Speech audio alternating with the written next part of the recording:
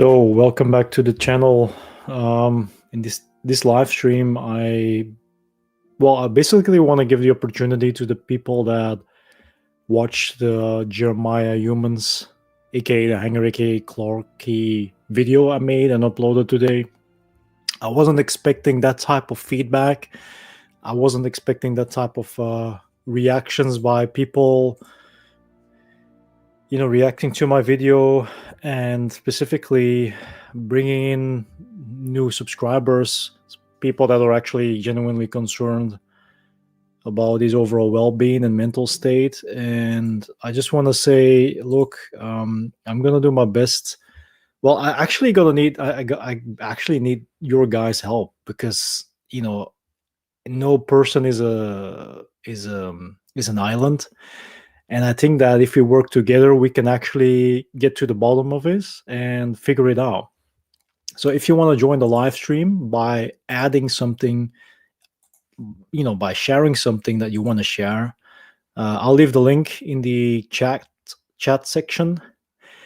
And yeah, just either you join in and talk and share whatever all the information you have, and we can pile it up. We can categorize it, we can go through it, and we can use all remaining leads, leftover leads, to figure out what's going on and potentially what we can do to help him out. Because if my calculations are right and my observations are right, I personally think he's relapsing. It's I mentioned it in a comment. I said it's a fear trigger response. It's a combination of that and being senile, a person of age, and struggling with a minimal version of dementia. And these things all combined, they can really have some severe side effects if not taken care of properly, not only by people that care or loved ones, but also by professionals. Because the problem with that is that nobody is made to deal with any type of emotional, mental problematics or struggles by themselves. Nobody's made to do that. It doesn't matter how well you can deal with it. Nobody's made to deal with that, and nobody has to. That goes also for Jeremiah as well. He doesn't have to deal with those things all by himself, even if he feels that he did so wrong that he deserves that as well, being very pessimistic or negative. So what I think the best thing would be that we could do is try to reach out whomever has a TikTok account, whoever has an Instagram account, whoever has a Facebook account. I would suggest these people to reach out to him. Okay, try to DM him, try to get in contact, try to be able to draw his attention if he's still active on those accounts. Because at this point, as far as I can see, he hasn't posted in either weeks or days, depending on which platform, which social media platform you're looking at. And that's also worrisome because, as we all know, in this modern day and age, if you're not active online, whatever you use, it's questionable. People are going to get worried. It's a way to know you're all right, to know you're okay. And even for Jeremiah, being a 57-year-old man, the fact he's alone, besides, of course, his dad that can check in on him, and one of his colleagues, or ex-colleagues at least, that I remember, and I know a couple of friends that he does stay in contact with. They can do a welfare check if needed. The only problem is I do not know those people's legal names, full legal names. So it's either through Facebook and through his his contacts that it would be able to reach out. So if people befriended him, it's going to be way easier to find out who's still in direct contact with him, because that's the main thing. You got to find someone who is in direct contact. It's either his father to reach out to him, ex-colleagues, or close friends he's still in contact with. Because the problem with Jeremiah's personality as well is he has a, sorry, I got something in my throat. He has a avoidant personality disorder, plus he has this tendency to run away from his problems. And this is not only a trait you will see amongst men in general. It's a man thing. It's not just a It's just not a random thing. But untreated, and also keeping in mind his mental state, his emotional state, and his mental problems. I want to say illnesses, but I don't want to sound disrespectful. These things make it worse. So let's say he's been through cycles of depression before, and there are many people of the community that question if the whole loneliness thing was staged or it was genuine. All I can say out of observation, and I did talk to him, and I do know where he came from when he started opening up about loneliness, about how he deals with it, and the fact that he misses his wife, his late deceased wife, and that they never had children. I mean, I'm very close on par with these things because I was there from the beginning. I was literally a subscriber because YouTube recommended me his channel when he had 354 subscribers and 2 trolls that would constantly comment. And he was mainly just doing food reviews to get the views and hopefully break through. And from that point on, there was a moment he started opening up about fake profiles reaching out to him, women on Facebook trying to hook up. So that was already a red flag that he had to deal with. You know, phishing, scamming, catfishes, all that stuff. That's actually where it originally started. So if anybody wants to join the live stream, the link is in the chat. I'll put it up as well. Please feel free to do so. The more information we can add and pile up, the better it's going to be to figure out and to solve this case. Because we're going to turn it into a case, you know. I'm going to do as much as I can from my side, and I hope other people are willing to do the same. If everybody pitches in, eventually we can come to the end to know what to do or to know what's up, or specifically the time that passes by gives Jeremiah also the opportunity to let something know from himself. You know, so either way, being active and productive and contributing can only lead to hopefully and you know, a better outcome for all of us. You know, like I see my I don't see myself, I'm not speaking on behalf of Jeremiah, I just want to make that clear, but I'm speaking out of my observation and my involvement from a little bit closer by. I mean, I wouldn't say I was Jeremiah's like bestie or close friend, or I mean, he never called me a friend. Well, maybe sometimes he did in chat, that he did give me the impression that, you know, we had some type of understanding, but I don't know how I would have addressed our platonic relationship, you know, from one content creator to another. And the only thing that I remember from the beginning is that once I made the first reaction video to him, like half a year ago, 6 months ago, he started getting more attention on his channel because that video that I don't have up any longer had like a couple of thousand views, and it gave him the opportunity to start talking more about his relationships and friendships and opening up about that. And I'm sure that that kind of motivated him to go in that direction, because first he wasn't really doing any of that. He only cared about, well, he only invested in things that were trending or about the news, especially things that had to do with food. And because he saw that as a relief, you know, a kind of an escape from, you know, everyday loneliness or everyday problems, you know, like what do they say, a man should never be alone. I mean, if you decide to be alone as a man, that's one thing, but a man doesn't want to be alone, and in Jeremiah's case that was very clear. And the sad thing is that even if you don't have your life partner anymore with you, most of the time you still have your children, your grandchildren, and even that he didn't have. And all he had that he really cared dearly for was his father, you know. And I remember them like doing a lot of things together, you know, and he could talk for hours, you know, he could share so many stories. But like I said, the underlying issue, I think, in this situation that makes it a bit more complicated is his mental health. That's the thing that worries me the most, because I've seen what it can do. It goes, you can like turn into a shut-in, like looking for all type of copes. And I'm not gonna say that everybody needs some stimuli to feel good and get them through the day, but people easily slip and will go to whatever they need to make them feel better, but they would not be open to be helped. You know what I mean? And he did it before, and that's the thing why I'm quite worried, because I'm pretty sure it's gonna be similar. I kind of feel, I sense it's a bit similar. He said it once, I'm gonna like just leave my house, go outside, and I have no intention of return. And he did it once, and I was with New Year's. No, sorry, I always say New Year's Eve, Christmas Eve, Christmas night, I think. And it was so strange because I remember that day like literally like it was yesterday, and it's almost been like what, 2 months ago, practically.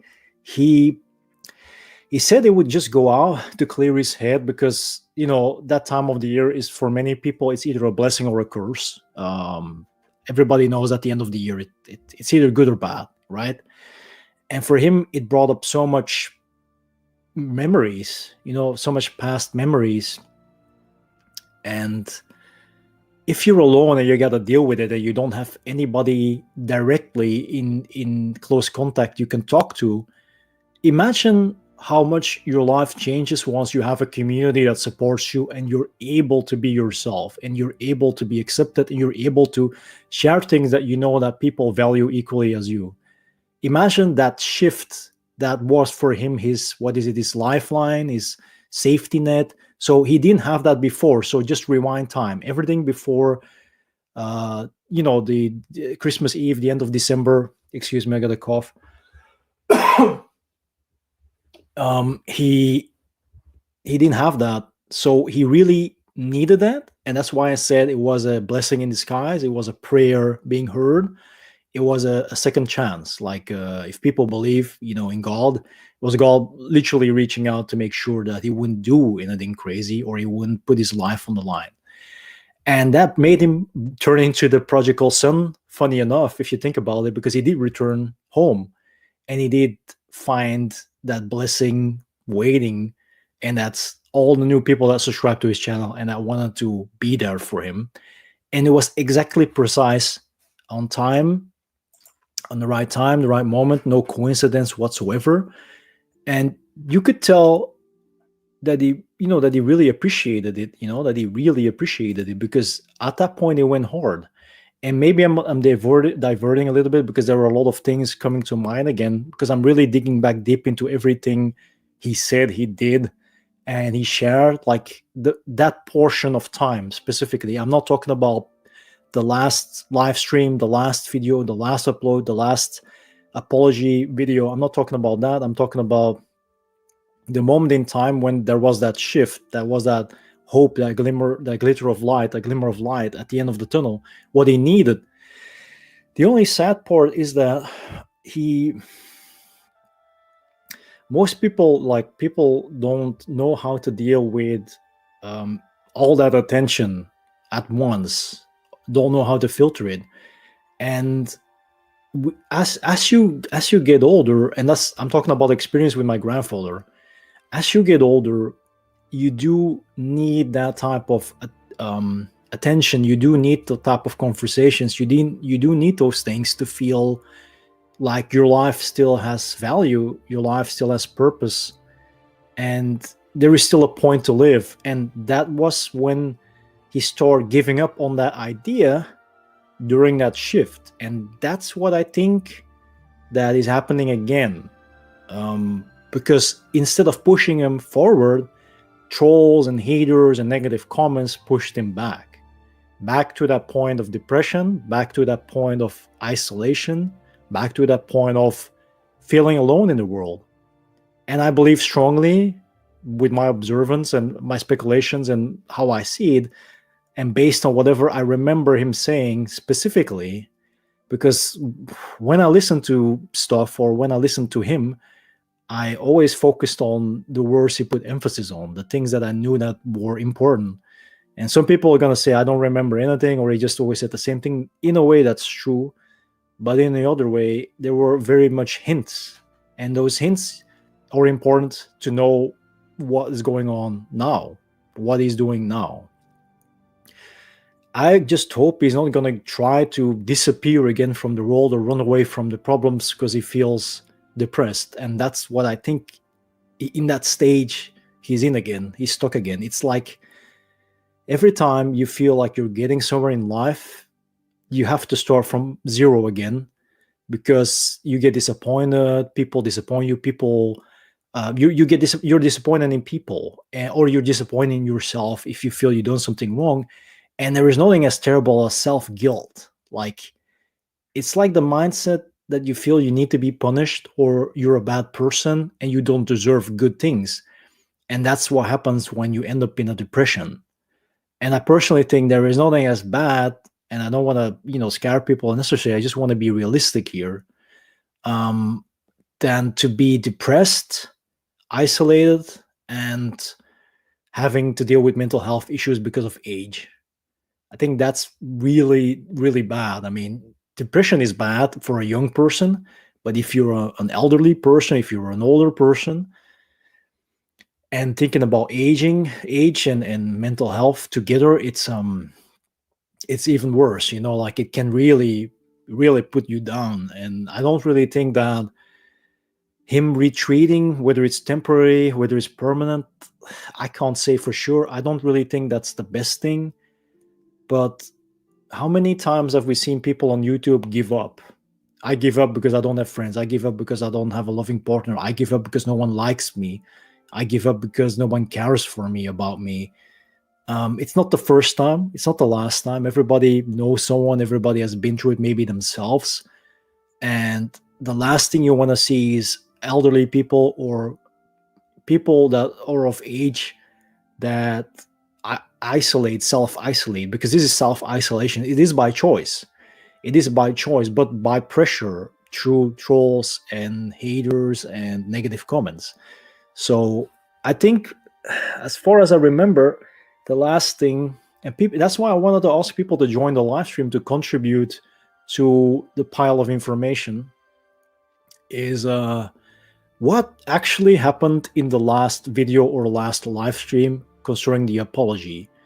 If anybody is willing to put that, like, if anybody is willing to talk about it, please join the live stream, because I personally I can't find the footage anymore in general, so I cannot cover it. I can't do a deep dive. I can't analyze and explain it, so we can really get to that point, because that's actually going to be the biggest indicator to know what his next decision was at the moment of doing the apology, deleting the channel. But I can only come up with the amount of information that is necessary for people to know what's going on. If anybody can share exactly what they saw, and all I've got is gear talking about him typing something positive, but Jeremiah just folding under pressure. But what were his last words? What happened during that time? I need to know. Otherwise, I can't provide anything more than I have. I want to, but I need to know what happened, and I can't see it for myself because I wasn't there at the time. If I would have known, I would have been there from zero, and I would have memorized everything, and it would have been enough to calculate the next move. I mean, from his perspective. So I just hope anybody is willing to reach out. Anybody is willing to come on the live stream and talk about it. Please, I'm really asking you to help out, to pitch in. Anything anything you remember, last video, last live stream. Because what's the point? You want to get to the, you want to unravel it. You want to get to the point of it. You want to get to understand. Then I need the final words, the final minutes, the final clips, anything from that time on, because that is crucial. Because anything that happened then is going to explain by itself what he did next. And that's why it's essential to know what it is, because I can't find it, I can't see it, and I haven't seen it. So please, anybody in chat, type it in chat if you want to join the live stream, if you feel like you can. anything to contribute is highly appreciated. We can't just leave it as it is.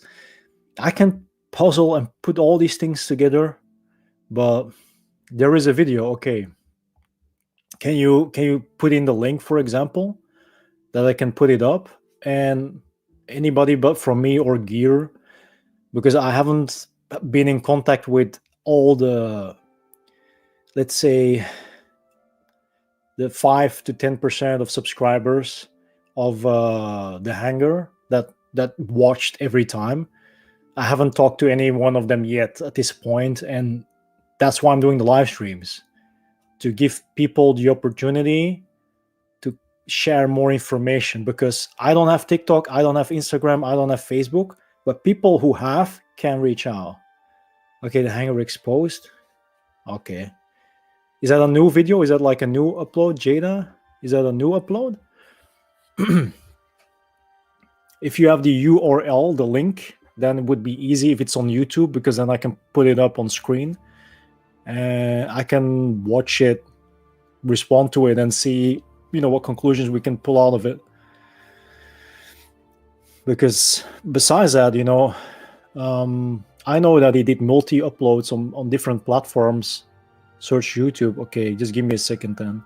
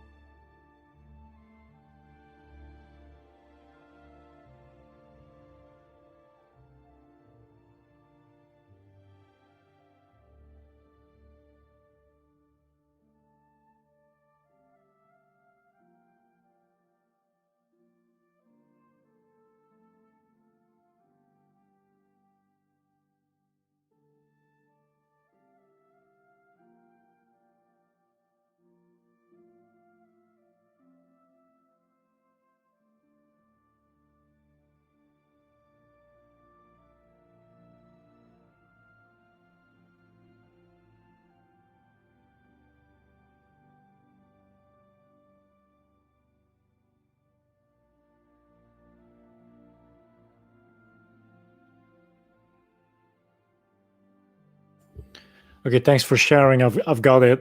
So I'm gonna put it on screen. And I think I know who this guy is, One Winged Donut. I think he did comment as well, or at least reached out to me. So that's perfect. So I'm gonna put it on screen for anybody that's willing to watch with me. And please either join the live stream and do a instant respond instantly, or just add it in chat. Anything, really anything. I'm really asking, please do so. If people want to help out, people should contribute in the way they can, and then eventually we can use that to help. We can use that as a sign to Jeremiah that people still care. You know what I mean? In a positive sense, not in a trolling or negative or hateful sense. And that's what I'm trying to achieve here. But if we combine everything, if we combine everybody that's still positively invested, it's going to be there for him to see. And that's the main thing. Whether or when he watches it, that's up to him. We don't have any control over it. Let's see. I'm going to put it up. Just give me a second. I think I'm going to just give me a second. I got to get it down. I need to put it on my Chromebook first. Give me a few seconds. If I put it on, I'll put it up, and I'll have to go quickly to the kitchen because I got some eggs that need to be looked after. Otherwise, they're gonna get burned. Oh, yeah. I'm sorry. I'm multitasking. It's a late night snack for me, and I still have to brush my teeth too. I know it's irrelevant, but I shouldn't avoid it. And then we're gonna go through the mental health issues as well, so people understand what is going on, because not everybody understands, it seems. Okay, I'm curious. It seems to be a clip. Well, it's quite long. It's half an hour. Well, I'll just let it play anyways then. People can watch, and I hope I can get deeper into it, because it's going to help me analyze and assess the situation quickly. because Gear asked me to do so, so I'm gonna do it. I'm gonna keep my promise. So, do you know where he is? Is he still has an Instagram? If you message him, I hope it. That's the thing. I personally think he's falling back in an old habit, because that's what we do. It's like we all have a comfort zone inside of us as well, and there are things that we automatically do without thinking. And with Jeremiah, it's escapism and avoidance, and that means that it's like removing yourself from conflict, removing yourself from negativity. And for him, it's literally walking away from his homestead, without notifying anybody, because that's when you give up. And that's the problem here. And I hope and I pray it's not true, because that's not only irresponsible, but that's only troublesome, because who knows when he's going to show up again then, right? If he's just staying home and a shut-in, it's a matter of time. But if he's walking away, who knows? So that's the problem. But I don't have any Instagram, so anybody who has an Instagram account, please try to DM him. If you haven't done it, try again. And anybody that does, let me know what if there's some response, and then we can put it up in a video as well to update other people of the community. So I'm gonna put it on screen. So do you know? Yeah, if the noise is the cat, sorry about that. There. Okay, I got it. But wait, the thing I need to figure out first. Okay, just give me a second. Just give me a second here. So the thing I'm gonna do first is I'm gonna look briefly at the channel, because I want to know when it's been created, when it has been created, and why did it use the same thumbnail as me? Well, it's an older video. So let's see. That's probably because he couldn't find any other pictures online. So just some unfunny dude making dumb videos. Watch at your own risk. He has Twitch and Twitter. I think Jeremiah also had Twitter as well, X, right? He has 121 subscribers, 7 videos, 1K views. Joined the 30th of October 2011. So the channel is an old channel, but the latest video is that of Jeremiah, right? So this is an interesting thing to look at. He made a lot of clips, I think, called and gaming clips, Call of Duty, stuff like that. It's 3 years old, these videos, so that means that he didn't really use the channel to make content, but rather just to watch YouTube probably.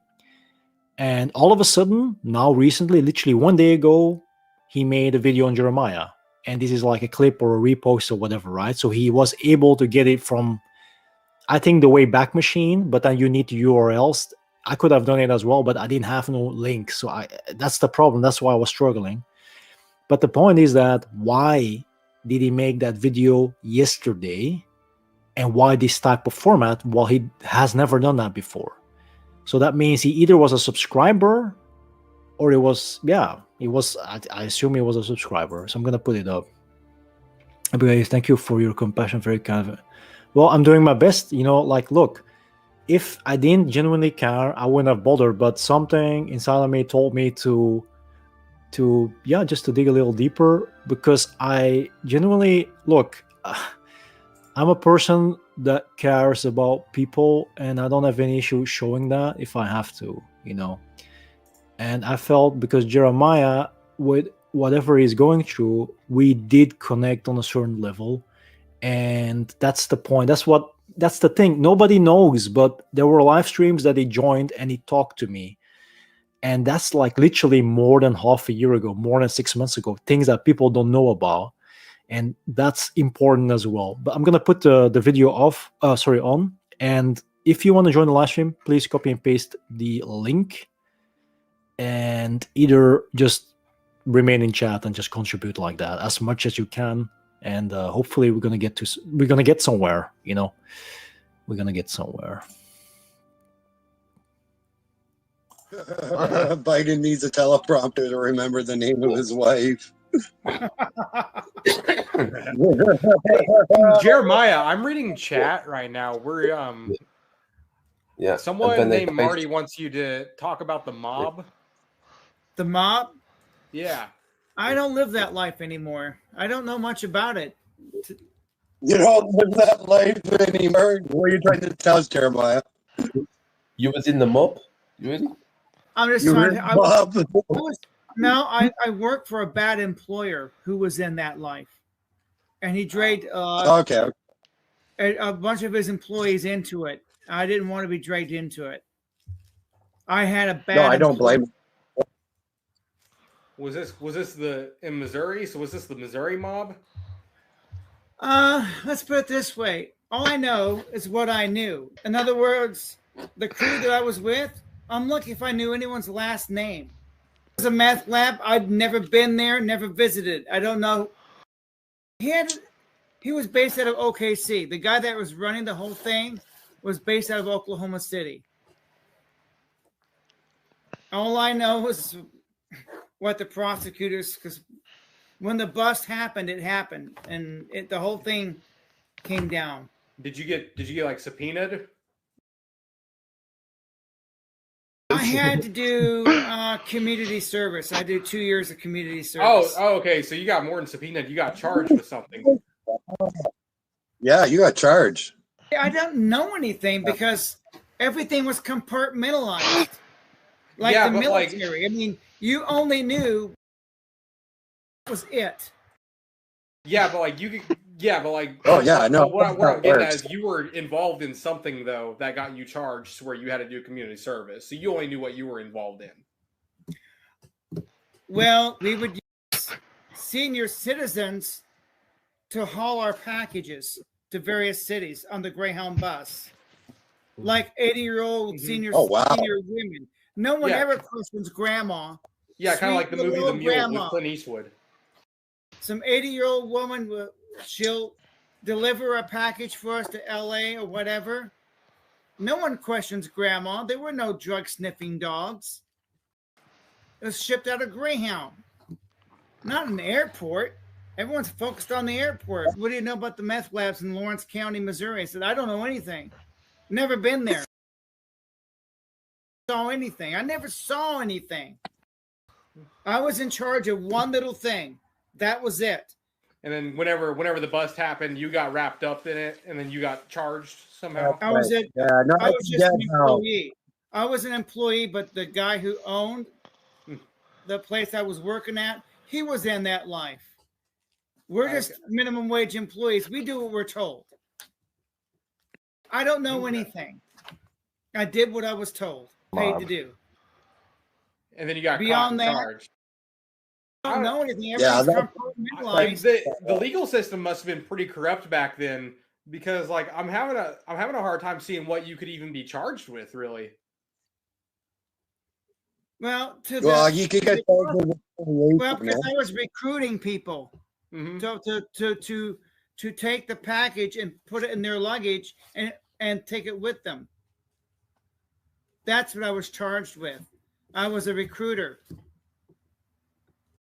I was responsible for helping to. What's that charge on paper? Ladies, no one questions grandma. You don't think about it. Yeah, that's crazy. That's that rabbit hole goes really deep, and I don't think a lot of people realize it. I can't believe you actually got a charge. I'm trying to think of what that charge would be, just like on paper, like on your criminal record, that they would like tell you. It's 20 years past. The guy up the ladder, he's the one that got all the heavy charges. If you went to work someplace, what if you had a bad employer and said, well, you gotta earn a paycheck to feed your family? What are you gonna do? You're gonna feed your family. You're gonna do what it takes, or you'll be fired. I mean, it's pretty self-explanatory, don't you think? Absolutely. Even though you're not in that life, he can drag you into it indirectly. And you only know what you're told. You don't know anything. Because the way the guy set it up, he's ex-military. He set it up and everything is compartmentalized. Just like the military. So nobody knew anything. Nobody knows anything. That's all I know. It was over 20 years ago. That's a long time ago. Mob? Is it Italian mob? Because now you have. I don't know. Romanians. I don't know who all the people was. They know the small crew that I was with. One guy was colored. Another guy, a couple of them were Asians. So, but you were doing this all in like Missouri? Oh yeah, we get senior citizens to deliver the packages for us because nobody questions them. That makes perfect sense. I wouldn't suspect either, having some old lady, like some sweet old lady carrying the package down the road. I was just more interested in like, and you having to do like community service or something like that. Cause it seems like then like you got off really easy. Cause I was trying to look up charges. Cause you said you're in Missouri. I know Missouri, you can just look shit up. And the only thing I can find, you said it was like 20 years ago. The only thing I can find is just like you a breach of contract. Done. It's been buried under the carpet. Okay, so you got taken off. Yeah. I know you got lucky with none of that being on like your record though, because man, that could any kind of mob affiliation like that could just ruin, especially back then when the mob was more prominent than it is now. They never referred to themselves that way. I mean, back in the 90s, crystal meth was the drug of choice. There were meth labs everywhere. People were cooking it. The mob really had their hands dipped in to like Kansas City and St. Louis and possibly a little bit in Springfield, but it would have been an off-reaching branch. The guy that owned the place I was at, he's based out of OKC. He may be mob tied. That's it. That's all I know. Okay, so wait. Okay, first of all, I want to know who are these guys on stream? Like, does anybody recognize them from his channel? Like, were they subscribers? Were they on his side? Like, they kind of give up the impression. Besides Jay, I do know Jay that's was a positive supporter of Jeremiah. But at this point, who are these other two guys? This Bordeaux guy and the other one? Like, because they kind of seem like they kind of remind me of I'm not gonna say identical, but they remind me of they're like people that have these micro podcasts on YouTube, and they search out channels just like Jeremiah. I'll give you an example. It's called Area 6, the channel, and it's also about a guy in his late 50s that loves gaming, has a son, and YouTube gave him a second chance at life. Hi, Creepy Onion video. What's up? Jean-Marc Bordeaux is a good dude. Okay, so if Jay isn't a harmful guy, isn't a negative guy, if Bordeaux is a good guy, who is the guy in the cap and the glasses and the beard, and asking all these questions about mob affiliation? Because it kind of seems like he's trying to expose him. It's like some expose going on right here. He's not here to support Jeremiah, at least not during that stream. So I'm kind of curious, what was his play? What was his position during that live stream? Was it literally just to dig out all the dirt and expose him online and then get to that gotcha moment? Because I haven't seen that guy before. I don't know who he is. I have no idea. That's why I'm asking you guys, because it gives me the vibe of exposing, like in the whole thing. If Jeremiah, if this did happen effectively in his life, in his past, right, this event, and he was involved, but he admits blatantly at the beginning of the video, the beginning of the live stream, that he didn't know 100% with certainty that these were mobsters, right? These were gangsters. He said himself that he didn't know. So this is kind of what we say speculation and assumption. It's just the vibe something or someone gives off, and you just run with it, and that is your conclusion. But you will never know because you never asked. You don't have any proof. So if he says that, it makes sense that it's not on his criminal record, that there are no articles, there is anything in the news, there is nothing posted, nothing available for the public by law enforcement, and that his name is never mentioned means that it wasn't that unlegit as he tried to explain. Means that it probably seems like it was bad stuff, seemed like it was illegal, seemed like these were kingpins and all that stuff, mobsters, gangsters. But there are people that give up that vibe anyways, that were corrupt, right? Family business or business in general. But that doesn't mean that they're literally affiliated with the big ones, the big sharks. So this is a crucial point, because that means that even if he did share the whole story, even if it was fake or false or incomplete or incorrect concerning the information or the conclusion that Jeremiah came up with, that there were no negative consequences for him by posting this online, by sharing this information online, because that's one of the things people were concerned about, that if he talked and this is true, you know what happens when people that speak, even if it's something from the 90s, it doesn't matter. So that already scratches that out. So that isn't any it shouldn't have any effect on this current state of being where he's at. So what I'm saying is that anything mob affiliated is not going to affect him right now in his current condition. So that's a positive sign. That's good. That's a good thing. We're going to continue watching. From the start of the stream, the end, it seemed like an expose, and few people in the chat encouraged it. Jeremiah could have shut it down at any time. Okay, so if you don't want to come on live stream, if you can join the live stream and just talk if you want to. That would help and contribute. Creepy Onion. Okay, so my question would be, if he didn't shut it down at that time, right? Because it's 30 minutes long. This clip, this portion. I don't know the entirety of the stream, how long it was. But if he didn't shut it down, was it because he was so much in the moment that he had to over-explain, share as much as he can, because he was in the moment and they were just playing him? Isn't it like cornering someone? Isn't it like a setup? Because this is the vibe I'm getting of it. He said in the video that he was trying to impress the ladies in the chat with the bad boy image, but admits words weren't pre-planned. Okay, the bad boy image thing, Creepy Onion, that's something that I do know, and he did admit that that's part of his persona, his online persona. It was like a play stage. This is true. This is fact. You're 100% accurate on this one. It went nearly 3 hours. So if it went 3 hours, why is there only a clip of 30 minutes?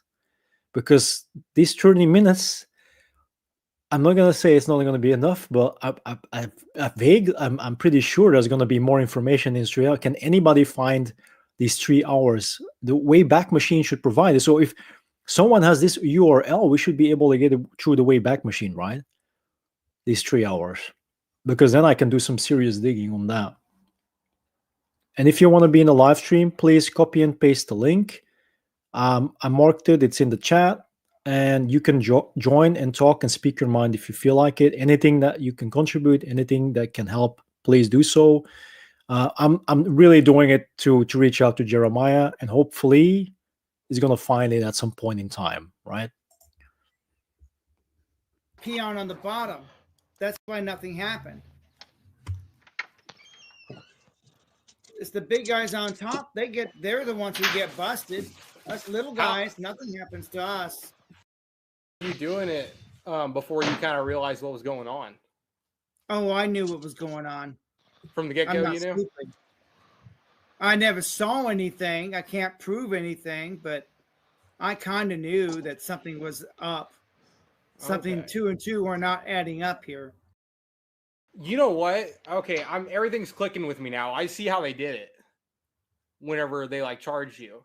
Because it looks like they just downgraded it to instead of a RICO charge, because RICO charges were really popular back then too, especially when you hit all levels of organized crime. They'll tend to put the RICO on anybody involved in order to get them to start talking. Then they start dropping the charges one by one till you're left with the top guy, So I wonder, instead of a RICO charge, they just reduced it down to an adult abuse without stalking. So they gave me 2 years community service. What they assigned me was not pretty. It was hell on earth. What'd you do for your community service? 2 years at Foster's. Foster's? What's Foster's?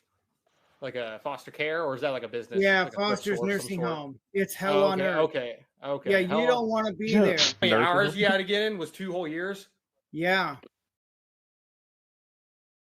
Oh, that's a lot of hours. That's like thousands of hours you have to put in. Well, then. it's not thousands of hours. 2 years. It's like a 40-hour work week for 2 years. So they made you do that? Yep. Really? I've never heard of that before. What am I talking about? Yeah, it makes sense. You never had to like. You said they were transporting meth, right? That was the drug of choice out of Okay. Lawrence County, Missouri. Yes. Did you ever partake? No. Good for you. That's a hard environment to not sometimes. I mean, what if you work for a bad employer? What would you do? How much are they paying me? What if your Yeah, employer good goes point. off? You know the ball goes downhill. Yes. Am I able to feed my family and live a nice life? Because if I had that and I never had that before in my life, then I'd probably be more inclined You to might side be with able the to for a employer. couple of years until. That's how it's all. People who join in things like that, they're either born into it or they're a victim of circumstance. You know. Oh, I was definitely a victim. I was not born. I'm not Italian. I wasn't born into it. That's all I know about the guy. I don't know his name. I don't know anything. Everything was compartmentalized. Nobody knew anything. He didn't want anybody knowing who each other was. The guy that ran it was ex-military. That's all I know about it. And he ran it that way. You said it was 20-something years ago too. I'm trying to think. You know what I don't really like about the whole thing here is that it feels like he's really talking down to Jeremiah. It's like, it's kind of like you got some people that treat other people like they're little children or they're stupid, and that's basically what he's doing. He knows exactly what he's doing, and he knows exactly where he wants to get at, and it feels like that gotcha moment. And I think Abigail is definitely right on this one. Yes, it seems to do it in the lower left, set him up. Weird how he keeps trying and looking him up right, and feel bad for Jeremiah. Like, to me, this is just taking advantage of a old senile man. That's what I would call it. And I don't think that that's something you should be proud of. It's basically like preying on the weak. It's the same like child predators. It's on the same level of criminal weakness, if I can call it that. I don't know the guy in person. I don't want to be too judgmental, but that's the vibe, the assumption, the impression it gives me. That's just what I'm going off. So Jeremiah, in that sense, is pretty innocent because a lot of people commented from the community in his comment section that he's a pure soul. That was something I read a lot of times, and you can tell someone that is an innocent soul, a pure soul, that's someone that would not do bad or harm anybody in any shape or form. And then you've got this guy pretending to be a hero by literally cornering him, and it's like a trap. It's a setup, and because of his mental state and his condition and his age, he's in a vulnerable position, and taking advantage of that is really terrible.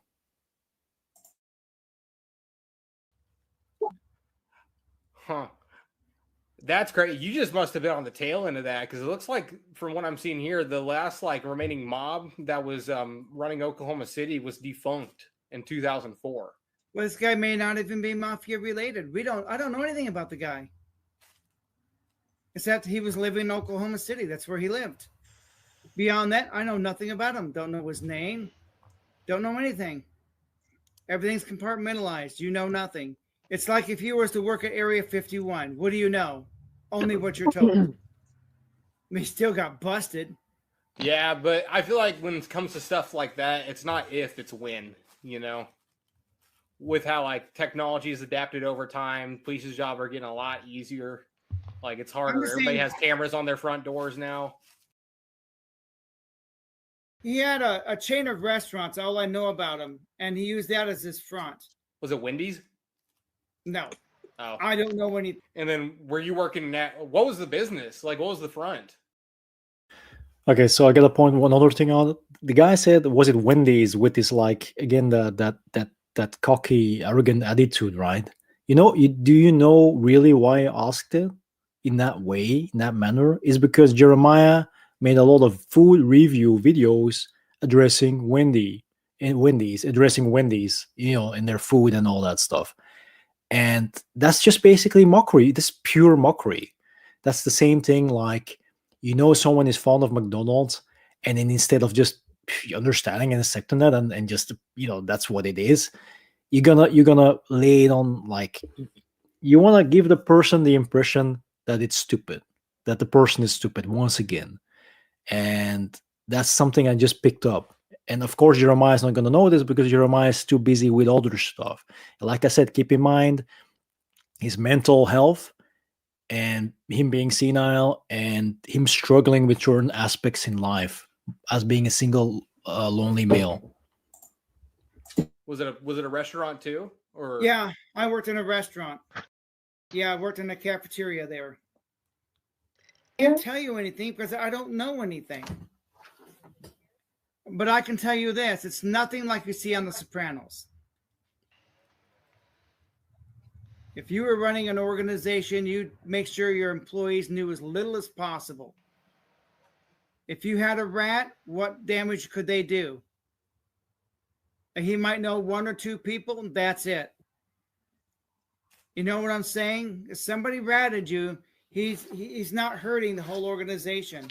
Learned that during the Second World War. What happens if you get caught by the Gestapo? If you're part of an underground, who are you hurting? Two people. But you don't know anything beyond what you're told. So he learned that skill set somewhere. I don't know anything. How can I tell? Where were you, Dolly? Yeah, This man doesn't even know what he was charged with. He doesn't know anything. It happened so long ago. It's.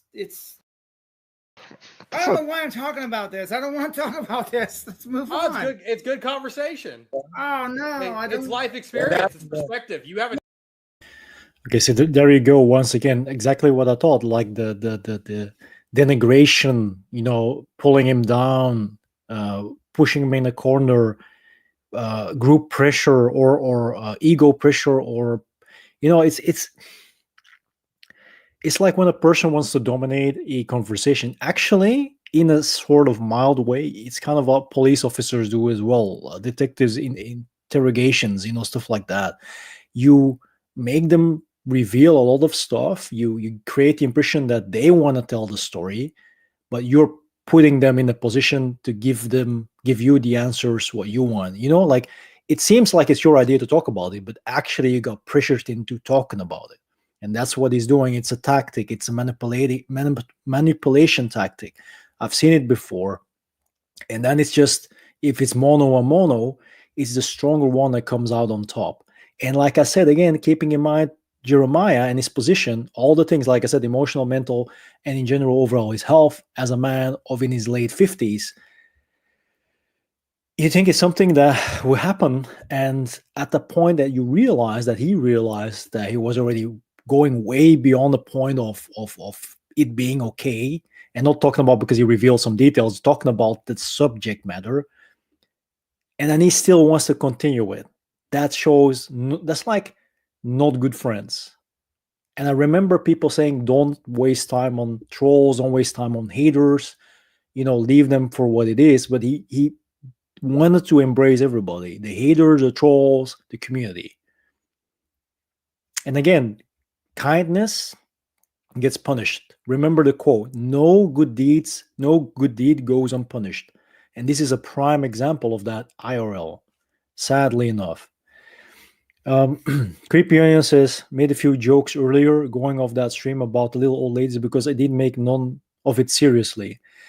I have to hand it to Jean-Marc Bordeaux towards that last hour. He came in for the save and dominated the stream by taking over the conversation. Okay, so that's not something we're going to see right in this 30-minute clip. Yes, you're right. Feels like he was taken advantage of and has some cognitive issues. But that's the thing. Who in God's name can be proud of himself as a fully functioning adult male to either target women, elderly people, children, dominating it, pressuring them, and doing all kinds of stuff that you know isn't right. And then thinking that they're the big hero at the end of the day because they contributed something to society by exposing a senile old man. How does that make any sense? How can you feel good about yourself? You know? And these things seem to happen more and more in these days. People don't care, first and foremost, and if they spot people with a weakness or they have something good about themselves, they're gonna attack it.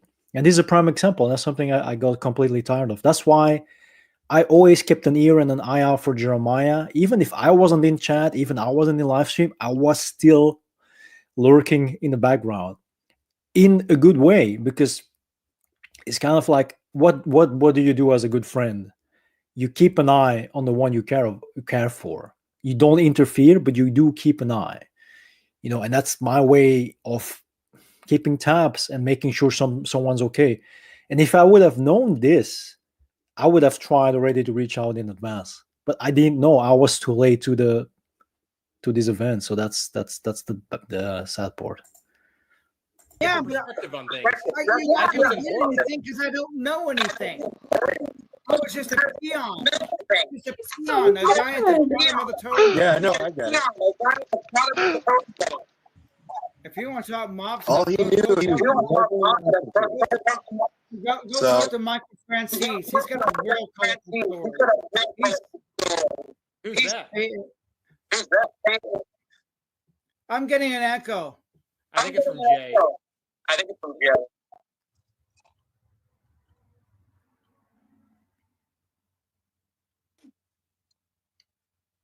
If you want to hear mob stories, talk to Michael Francis. He'll Who give is you that? all kinds of mob stories. No, he's an ex-mob boss. That he was mentioned in the movie Goodfellas. He got famous. He can tell you everything you want to know. Okay, kind of like a John Gotti. Yes. Mob boss, but in the open. Yes.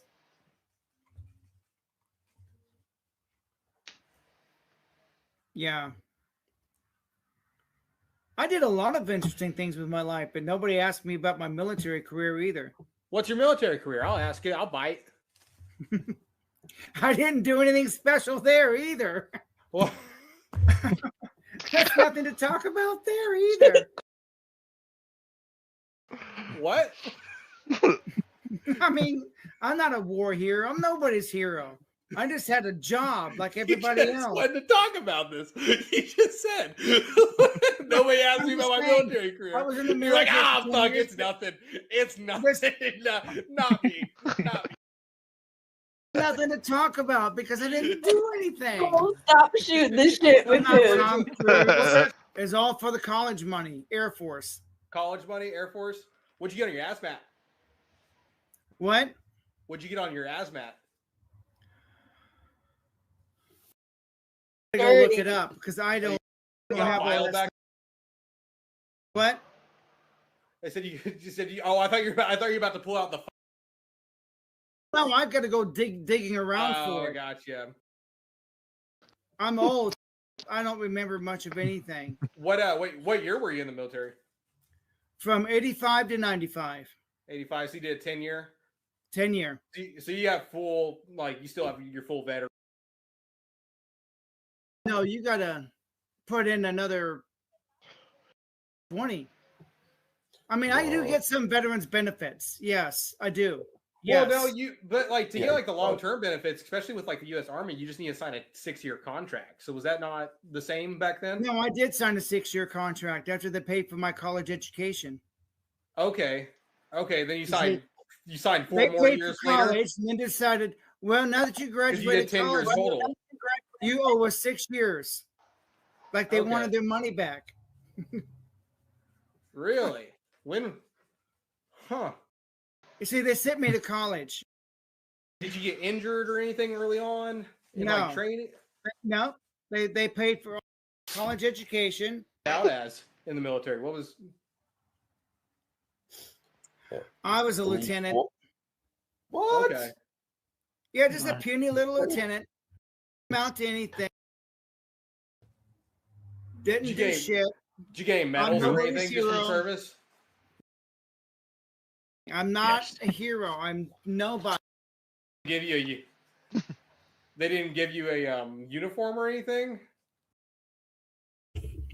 Wait, what woman, Jada? What woman you're talking about? I didn't hear anything. Wait, did you hear the woman in the background laughing? If you rewind the sound, like that guy in the hat was in with some other people. Well, he did have the filler. I don't know, the background, the backdrop, right? Just like Bordeaux here. Let's see. Is it? I'll rewind it. Is it like a minute back? A couple of seconds back? I'll try to pay attention this time around. I was looking up the whole thing of the sorry. In the meantime, I'm going to share something. So I personally think the guy is very demeaning towards Jeremiah, first and foremost. And secondly, if you look up how many years makes a veteran period of active duty service, to be eligible for most veteran benefits, a minimum period of active duty of 24 continuous months or full period of which a person is called or ordered to active duty must be completed. This rule has been in effect since October 16, 1981 for new enlistees. And then under the Title 38 of U.S. Code, a veteran is defined as a person who served in the active military, naval, air, or space service, and who was discharged or released, therefore, under conditions other than dishonorable. So the problem with many people that came to the latter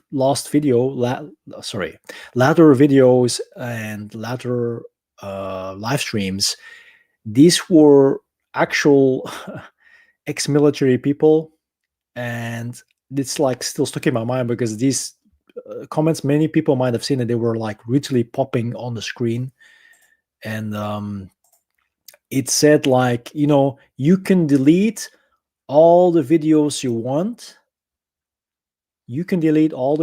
want, but stolen valor is stolen valor, and it will always remain there to see. Like, that was the point. Like, it was just these 2 points.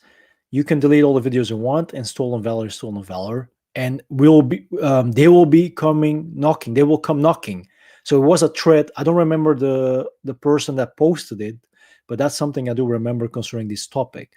So the question here is, was Jeremiah Youmans active in the military, naval, or aerospace service? Was he active? Because he said he just had a job. Well, was he active in the duty department? And if he did it for 10 years plus, why didn't he use any reference material or show reference material, or just not mention it maybe, concerning his status as being what did he say, lieutenant? So these things, I personally think he just threw it out there.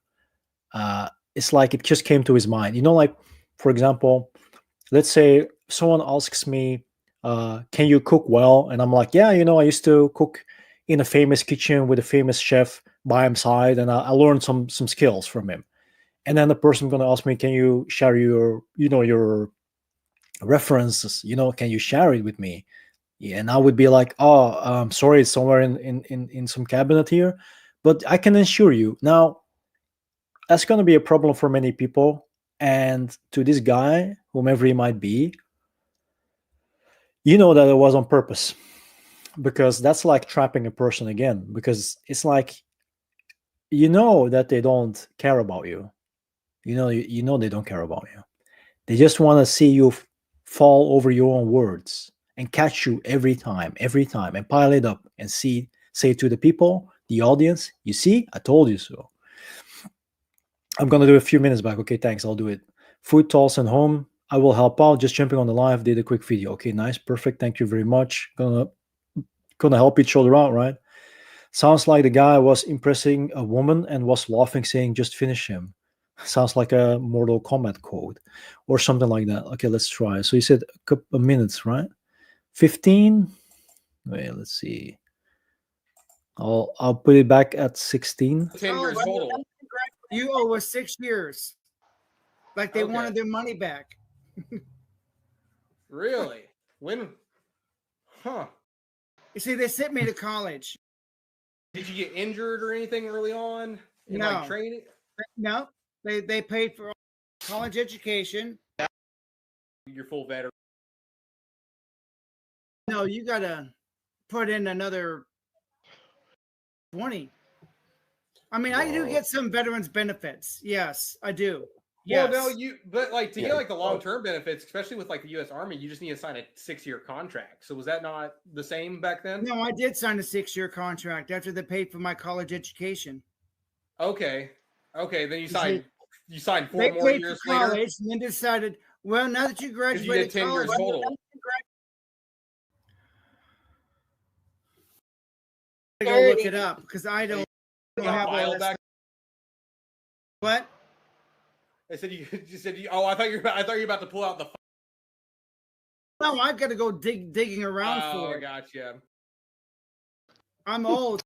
I don't remember much of anything. What year were you in the military? From 85 to 95. 85. So you did a 10-year. 10-year. So you have full, like you still have your full veteran. No, you gotta put in another 20. I mean, I do get some veterans benefits. Yes, I do. Yes. Well, no, but like to get like the long-term benefits, especially with like the U.S. Army, you just need to sign a 6-year contract. So was that not the same back then? No, I did sign a 6-year contract after they paid for my college education. Okay. Then you signed 4 They more paid years for later. college and then decided, well, now that you Because you graduated did 10 years college, total. you owe us 6 years. Like they Okay. wanted their money back. Really? When? Huh? You see, they sent me to college. Did you get injured or anything early on in No. like training? No, they paid for college education. Out as in the military. What was? I was a lieutenant. What? Okay. Yeah, just a puny little lieutenant. Amount to anything. Didn't do shit. Did you gain medals or nobody's anything just for your hero. service? I'm not a hero. I'm nobody. They didn't give you a uniform or anything?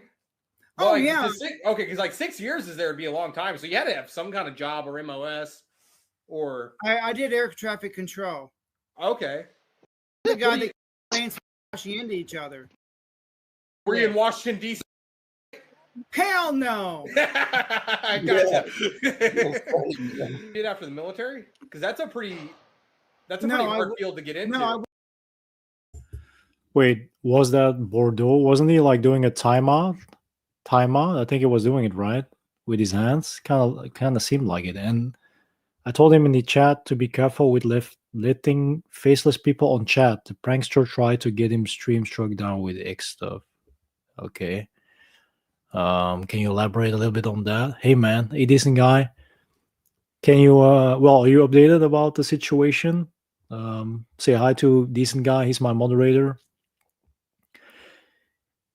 Maybe he can contribute a little bit as well. I wouldn't wish that job on anybody. When my time was up, I came home. I left. Where were you? No, I were you did active never military? experience. I know what a blanket party is. No, Blanket I did not party. participate in one, nor was I a victim of one. Oh, I know what it is. You know what happened to? Do you know what happened to in the movie Forrest Gump? You know what a blanket party is, right? Is that where Jenny gets AIDS? No. Do you have what kind of uniforms were they doing in the 90s? Okay, so blanket party is a form of corporal punishment, hazing, or retaliation conducted within a peer group, most frequently within the military or military academies. The victim is restrained by having a blanket flung over them and held down. Just an FYI. How has it changed from like then to now? They didn't. Back They didn't then, have we were uniforms? still had dress blues. So a uniform that they give you still? Doesn't fit me anymore, but they still had dress blues. Yes. Okay. Today it's different. Everybody wears the same thing. We want to see a picture of you in your uniform, man.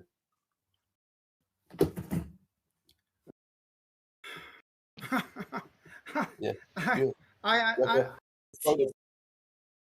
My sister don't have hers either. No, She was I've in the got a Navy in Desert Storm. Didn't have these. These did not exist. I'm just saying we didn't have phones. Yeah. No, I think Yeah. what they're getting at though is like because they take your picture and give it to Yeah. you in the military, like every person, Yeah. like everybody My gets a sister- headshot.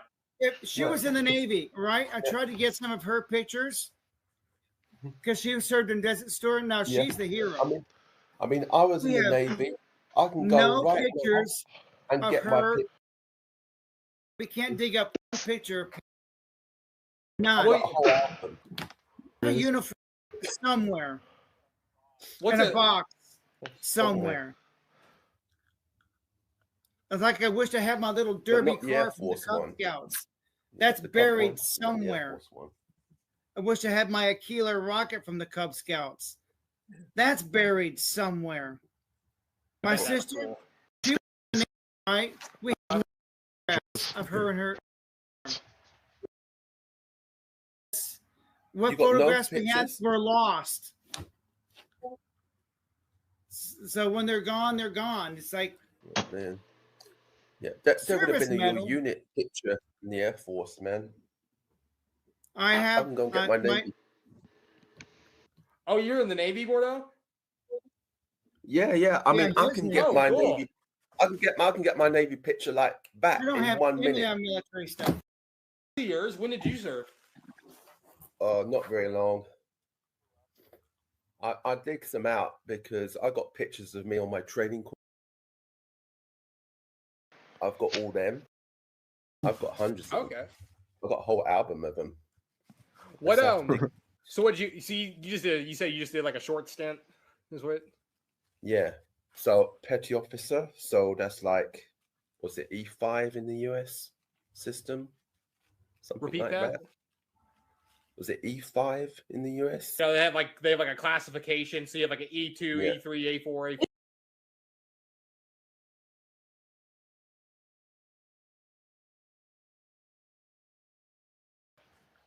I finished as a petty officer, but I joined the ranks like everyone else.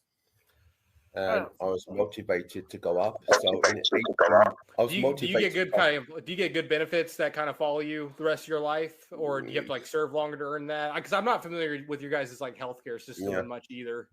I mean, it's declined now. They've only just introduced the UK Veterans Card now in the last couple of years. But you get treated in the health system. There was a military.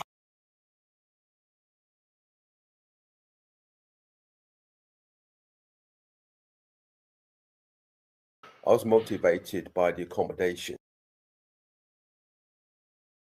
So that's why I went up. Station.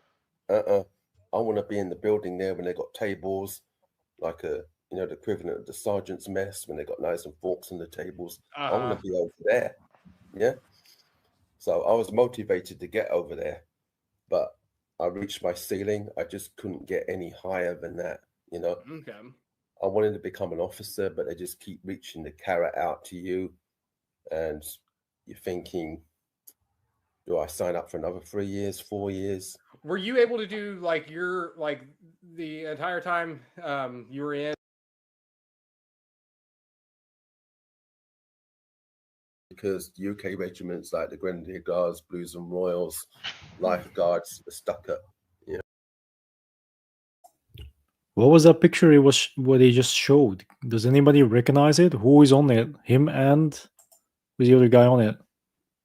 Were you able to do like the entire time you were in? Who is that besides him? It's like a guy in uniform. Like I can't really. Does anybody recognize the picture? Has he talked about it before? Has he mentioned who the guy is on the picture besides him? Okay, so this should be part of his proof that he was part of the military, right? Besides, of course, having the uniform, besides, of course, having the paperwork somewhere, right? That was the award. Just meant in general to be careful letting you know people on the stream. Okay, he drafted a poster for the military. He worked with them, spread awareness. But is it like actual? Like he said, he worked for, right? So he either was a part of it, or he just like, what was it? How do we describe it? A position in the military, of a job for the military.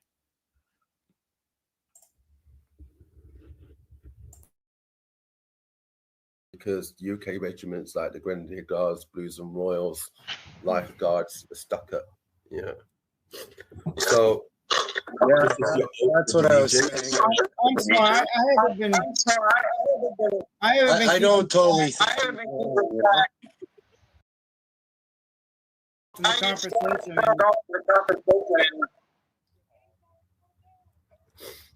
Yeah. And I'm kind of getting tired. I'm hungry. So, You think I have any pictures from when I'm a kid? Like how many times I've moved? you see that? If I do, Yeah. they're up in the air. Okay, so what is the Bordeaux guy showing? What is that? Can anybody explain to me? Is that like some type of, what is it called? Like arms, like what is it called again? Help me out here. Coat of arms, or what is it called again? Can't really tell. What does it say? The truth of, or is it like I don't know. What is it? I don't know what it is. Anybody that wants to help out, please do so. Let me know. Voluntary work, yeah. That is a declaration of military service. Okay, but that's on Bordeaux's behalf. That's not for Jeremiah. That's not. This has nothing to do with Jeremiah at this point. It's about him, right? So, does that mean that Jeremiah also had to show it equally to prove the same point, or wasn't it necessary during this conversation for this guy here, whomever he might be? Does anybody actually knows who he is? Hours. I can understand that. You can't see that on the background. I'm trying to change the background. I'm getting flickers of it. I gotta see what it is. Show me proof he was. I'm not going to call somebody a liar that's telling his story. That's your oath of allegiance. That's your certificate. And that's you get that upon entering the military or leaving the military. Sorry? You get that upon entering the military or leaving the military. You just read. Everyone's rebounding now. Show you that picture again. I have not paid any attention to the chat over here. It just seems like there's a lot of nonsense going on in there. I just have picture again. I've just been enjoying the good conversations. It got a little wild in here. What happened? Yeah. But there is a part of my history I will share. It's not showing up on the background. I'm trying to dig some photos up everywhere. Is that just like someone you know in the military, or is that someone of like significance? Okay, so what the hell is Bordeaux? Why does the chair of this guy look as Bordeaux? What the hell is going on here? Has anybody noticed this? Is this coincidence? It seems like, what is going on? And why did Jeremiah feel at that point in time, looking at chat, re-showing the picture, the framed picture? Because it seems like this was the only thing he had as physical evidence to prove his point that he was ex-military, that he was a lieutenant, that he was, anything of that sort. It seems like that's the only thing he had at that time available to show, to use as proof, right? It's kind of like a show of contest at this point, it seemed. But when the guy here down here in the cap said, we're having some good conversations, and Abigail said that there was some woman laughing at the background, right? That we can't see because of the backdrop. It could make sense that he's actually saying, without saying it, this is some good, this is some, this is entertaining. I'm having a blast. I'm laughing at the inside. I'm taking a piss, like people would say, but I'm laughing. It's fun. It's entertaining for me. That's what he's actually signaling. Are we working up to a juicy stolen valor or not? I don't know, man. Decent guy. This is like the final part of the video of the live stream. It's just a clip of 30 minutes. So anybody that wants to add something to it, please do so. People were saying you can go online and print out the military records and picture. Jeremiah said that tech wasn't around when he served 1985, 1990s. To be honest, as far as I know, I'm going to use my grandfather again as an example. He also had stuff that seemed real, but wasn't his. And yeah, I don't know if it's the same thing for Jeremiah in his situation, but people can do it. It's the same with the, if you want to, what is it? If you want your diploma, if you want your degree printed out, even if you haven't been to the school or you haven't finished it, you're a dropout, you can fake it. You can fake it if you want to. You can actually work your way into a corporation by using the fake degree. So even if it wasn't there, that the tech wasn't there to use this stuff, you can still create it. You can still create it or recreate it or whatever. You can still do that if you want to, as long if you have enough information of whatever existed at that time, names, stuff like that, references, names, all that, even fake signatures. People can do that. It's not that, it doesn't matter if there wasn't any tech available back then. I once knew, and I had this poster ministry going after the 9/11 towers fell. I did a whole video on it. Those are about the same time you're in the military? No, this is long past. This is after the fall of the Twin Towers, and I just wanted to give back to my country. So like 2001. Past though, because you said you're in the military. What, like the 90s? Well, I got all my paperwork. Yeah.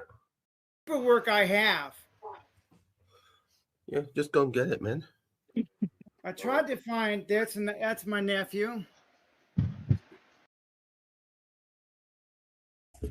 Okay, so can anybody see or can anybody tell and affirm that this is family, is bloodline, is his nephew? Who is this? This is his nephew, and is it genuine? Is it legit? Is it true? But that doesn't prove his position, his legit position, right? It's just family, right? And when people do that, it just kind of reminds me. It's like, for example, let's say my dad went to such and such academy, right? And I haven't been to anything specific, just local stuff, local college, for example. But I'm gonna always use his reference, his achievements, his achievements as reference material to make me appear bigger or better than I am without mentioning mine. And sometimes elderly people tend to do that they would look at achievements of either family members, siblings, or even their children or whatever, instead of specifically talking about theirs, because they feel like it's lesser, right? So it's better to talk about someone related that achieved more or higher status. So I can't say for sure that this is a distraction, man. This is what happens sometimes, that people use that as a distraction, so you won't continue asking about them, just like the guy was doing, but you're just gonna ask questions about the picture, right? About his nephew. Are these the same guys? Or none of these are you, right? This is all your nephew? No, this is my nephew. Okay. Kyle was in the military. That's what I'm showing you. Gotcha. What branch is he in? Army. Okay, I couldn't tell. It's dark green uniforms, and sometimes I want to say that's Marines. But no, I think it's right on. He seems like a stellar guy. Yeah. This is my grandfather here. Or what? According What to my war? dad, he was a gunner. He was a gunner on this bomber. So is this He World had War 32 II? missions in 2 years. Does anybody remember that when he had his dad in a video that they talked about World War One? Because as far as I can remember, he did, right? But did he also talk about his position in the military or his past in the military, or did he dad mention that in any way, shape, or form? Does anybody remember? But as far as photographs, this is about it. This picture here, and one or two others, and that's it. That's all we have. You got to keep in mind, we didn't have smartphones back in the day. Yeah, nor did I. So you got an old pass, you got a picture. That is crazy. Like, 'cause Yeah. I know how it is to lose physical media because you don't have it as a digital backup anymore. I get that completely. It's have crazy that paperwork. you could save like your grandpa's picture. I have all my contracts. I think, oh no, yeah, I should still have them. It's in a black thing. Read after 30 years. That's all I got left. You said you can't read after 30 years. Is that what you said? Well, you can read it, but the ink. Anyone can go. Oh, and get the everything's damn starting to record. fade. Tried to get my sister Pam. Said, Pam, I need a picture of you in your uniform. We were near a Desert Storm. Said Jeremiah, I had them. My ex-husband had them, and they're gone.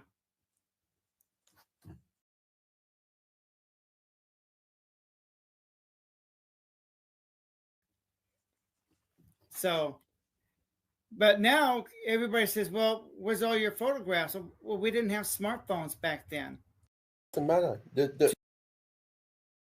Photographs Rubbish. and sharing everything on social media, we don't think anything about it. That there was another generation. If you don't keep your physical media, if they get lost in a fire or in a move, or you get married and divorced, those pictures are long gone. Those memories are long gone. If I'm missing a picture, like a group picture, a whole platoon picture, I can just call up the unit and they'll just send one to me. No problem. They're all on the roll. Oh, they're all on the. Oh, Jeremiah, did you turn camera off? Did I? Yeah, it's black on my screen. Is it black for you guys too? Oh, you know what? The battery went out. Oh, okay. Oh, okay. Yeah, it uses a rechargeable camera. Gotcha.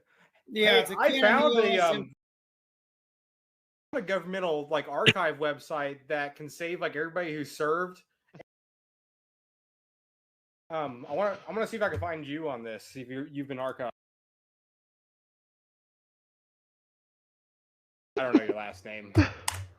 No, I'm not giving that out. How did I get on this conversation anyway? I did a lot of interesting things with my life, but nobody asked me about my military career either. What's your military career? I'll ask you. I'll bite. I didn't do anything special there either.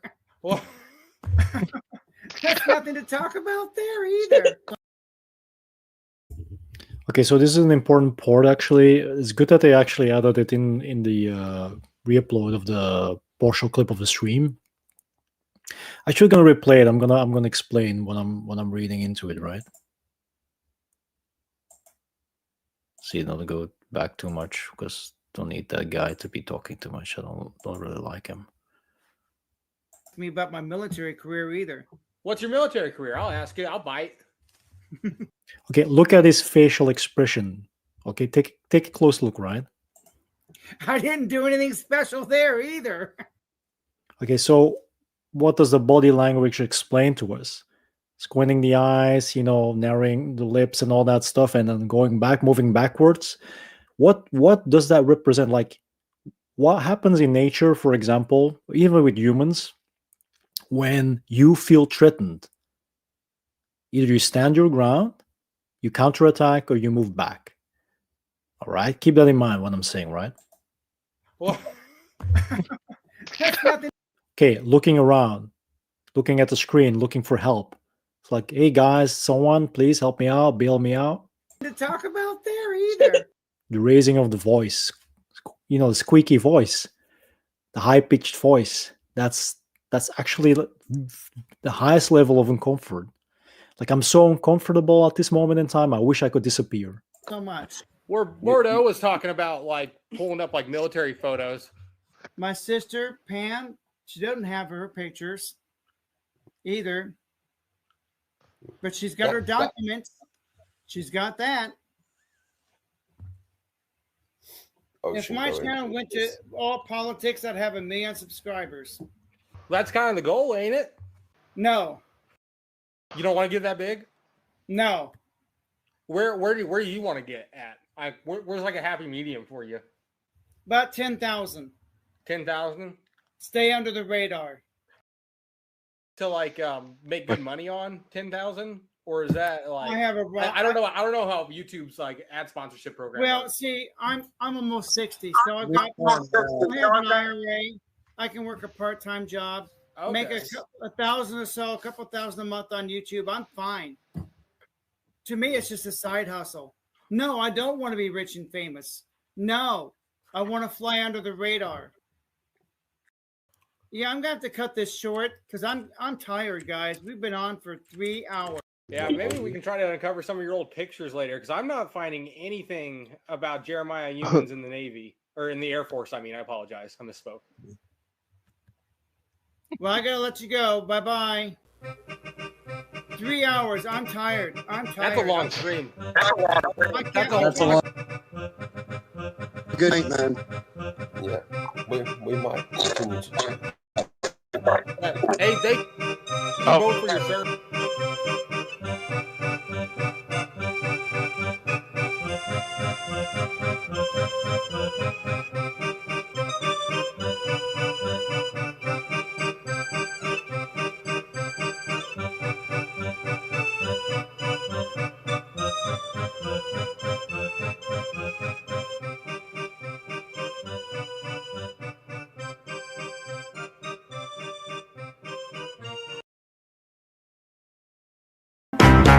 Jeremiah was a bullfrog.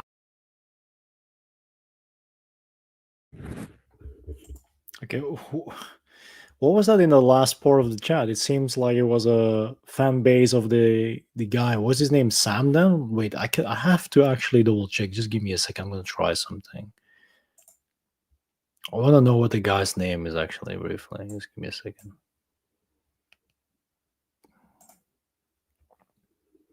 Samuel Clare. Can anybody look him up? Does he have a YouTube channel? It kind of looks like a Twitch mod, to be honest.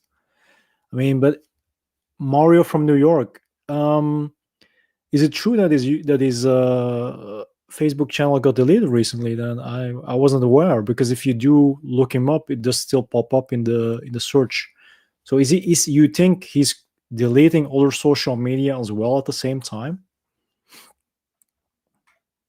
And Creepy Onion, you definitely have a point. If the guy did invade lol cow streams and he targeted Jeremiah for specific that reason as well, for like to turn it into an expose. If it started about dating, that's the thing. I'll share something interesting as well. When Jeremiah was looking for an alternative niche to see if it would fit for him, besides the food reviews, of course, he did draw on my videos and live streams that I made. And I'll give you an example. I had a video and a live stream that talked about single mem crisis. He made his own video on that same subject.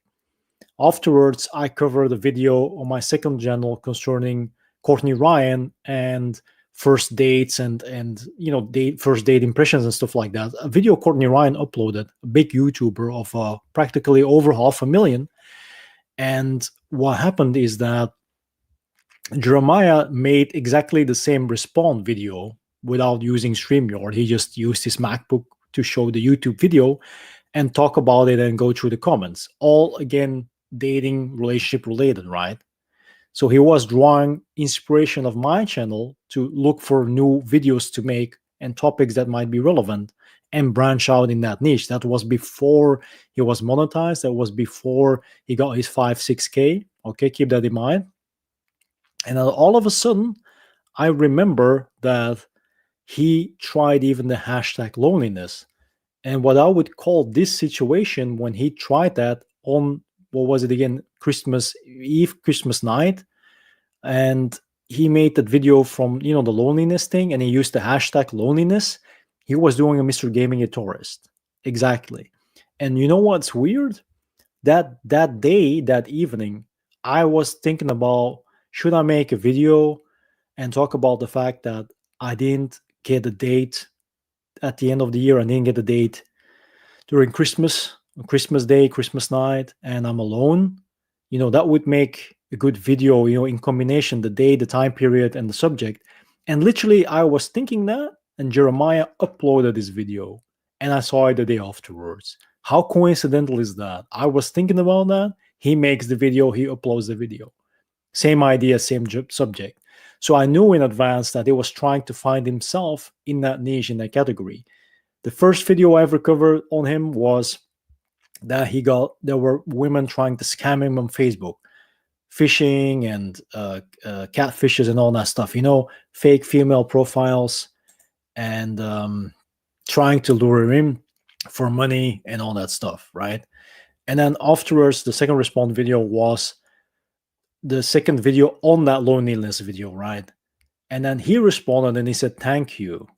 And then he got his, he continued going and improving his videos and doing the live stream. So everything was before the live stream, before lots of people were in chat, good people and people with bad and negative intentions. Mario from New York, the search on Google for him for Facebook says it's usually because the owner only shared it with small group of people, changed who can see it being deleted. Maybe deactivated. I personally think deactivated. I don't think he deleted it because there are certain people that he's still in contact with using these different platforms. So it would be weird that he would delete all of them. That's something I don't believe he's going to do. Abigail, what's the bottom left guy's name channel? You want to see it again? Samuel Clare. If you can see it, Samuel Clare. YouTube will allow a channel to be deactivated. He just doxed him too. YouTube will allow him a channel to be deactivated so you don't lose your subs or views or videos. Okay, so YouTube, I've heard this before. That's something I wanted to address at the same time as well. I've seen this before with a channel that also quote unquote disappeared. Right, DBDR, that's it. And the channel wasn't deleted but deactivated. But later on, called deleted, quote unquote got deleted. So I personally think in this scenario for Jeremiah, it's the same thing. I think it's the same thing like what happened to DBDR, to use him as an example, because it's the only guy I can think of at the moment. So he just got doxed. He just doxed him too. That's the thing. First of all, Geronimo, deactivate YouTube change will still show up in search, but not videos available it up. A deactivated YouTube change will still show up. Yeah, that's the thing, right? That was the same with DBDR. At first, you could still find, and then people archived the videos with the links, but afterwards, when it literally got deleted, effectively got deleted, it wasn't possible anymore. And so that should also signal to the community that Jeremiah's YouTube channel has effectively been deleted. And like I said, I personally think it's still based on trigger fear response. Like when there's so many people, I've seen, like I remember the last videos he uploaded, the ones before he was doing the video in the church after church service. I saw when he was doing food reviews as well. These videos, the latter ones, the latest ones, he mentioned that people commented in his comment section things like, talking about his hairpiece, the toupee, talking about the stolen valor, talking about the lies, talking about the all these things that also come back in chat. He was talking about. People were mentioning in the comment section. and he didn't respond to any of them. And normally he did respond, and it was like quiet, completely quiet.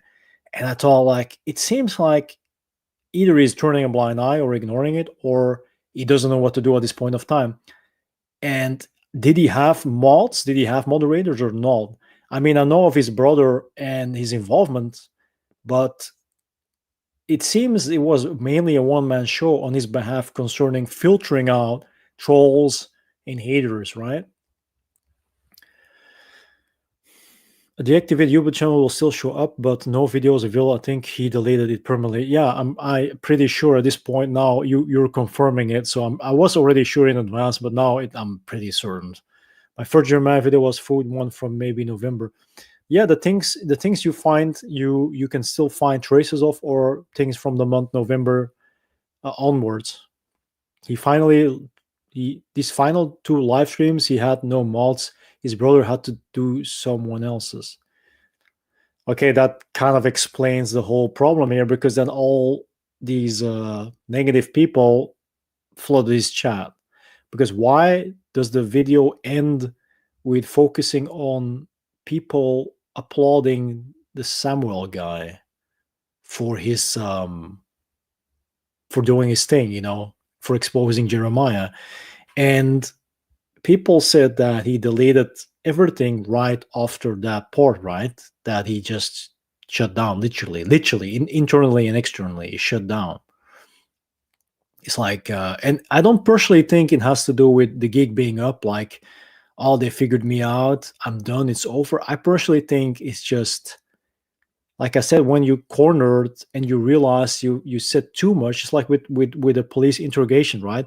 The moment you realize you actually spilled the beans in such a way you can't undo it, it's either you just give up and surrender and you accept your fate, or you find a way out, you disappear, So it doesn't mean that the problem with nonverbal communication like this one, like disappearing and deleting and blocking and all that stuff, is that to haters and negative people and trolls, you actually signal without mentioning it by words that they're right, that they were right all the time, so they win. That's the problem. It's a non-verbal cue. And that apology video, does anybody have that apology video?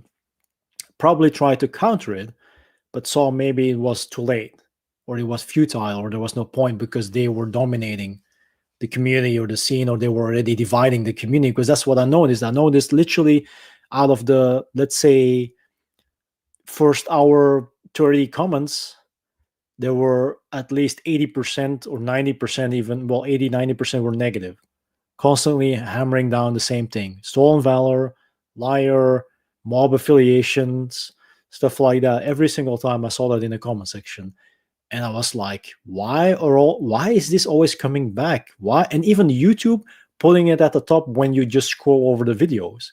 It's like, why is YouTube even doing that? His final 2 live stream, Abigail says if he wanted to live stream, he needed to have better control. That's it. That's what I noticed too of the conversation, and not let someone go rogue and dox him. He's too inexperienced. That's the thing. So when people would mention, you're a gentle soul, you're a pure soul, you're a good man, protect him at all costs. I remember reading that too in the comment section. Protect his man at all costs. It shows. And I think the problem was when he was making the latter videos and talking about online bullies and trolls, and I love my trolls, and thanks to the haters, stuff, positive things. It was just embracing everybody, like everybody was just one and the same, like everybody had one and the same positive intentions if it comes to him, the channel, and the community. But people warned him. I did see it. People warned him. People told him, watch out, Jeremiah. Don't pay attention, ignore them. But he was like, no, no, I love my trolls, and I still hear him saying that at the beginning when he reached the 5K, and I was like, what are you even talking about, man? Why? Like, I have occasional trolls, and I've got some haters that are subscribed, but if they really bother me, then it's over, it's done. I'm not gonna cater to their fantasies. I'm not going to try to fulfill their needs. It's like either you contribute something that is relevant or get out, just get out of my face. That's my opinion. And that's true. If you're not like that, if you don't have boundaries as a person, and you're of age and you struggle with mental health and you're senile, it's very difficult to deal with those things, because he said himself, pardon me that I repeat myself, but I'm very forgetful, and it's because I'm senile. He even said it himself. So imagine dealing with chat every day during a live stream, or going through all those comments all alone by yourself. That's not good. It's not good. It's not healthy. You can even find it on YouTube. Having to deal with negative comments online is bad for your health, and it has consequences. So imagine a person of his age and his position having to deal with it alone. And okay, his brother was there too, but I mean, most of the time, right? Older and myself from chat had offered to help mold. He said he would look into how to make people molds and everything. That's the thing, because of his forgetfulness. He was senile, and he was struggling with beginning phase of Alzheimer's. So that's why it's like the only way he could have remembered if he would literally post it constantly, that he would see it every day, not just telling him. That's the problem for him. Like I even told him, I said, like, Jeremiah, why didn't you do a shout out for me? I was there from the beginning with your channel, and I helped you up unconditionally, because I liked, I like watching you, and I just liked, we talked, in live stream as well before he blew up, and he never actually responded to it in the sense of, oh yeah, I'll do a shout out next time. He didn't. So it was either at that moment in time the ones he remembered to do a shout out of or about. But if I didn't mention it during that time, then of course he wouldn't remember doing it. But that's not his fault. That is the mental illness. It is the illness. So that's something you gotta understand, that it's not.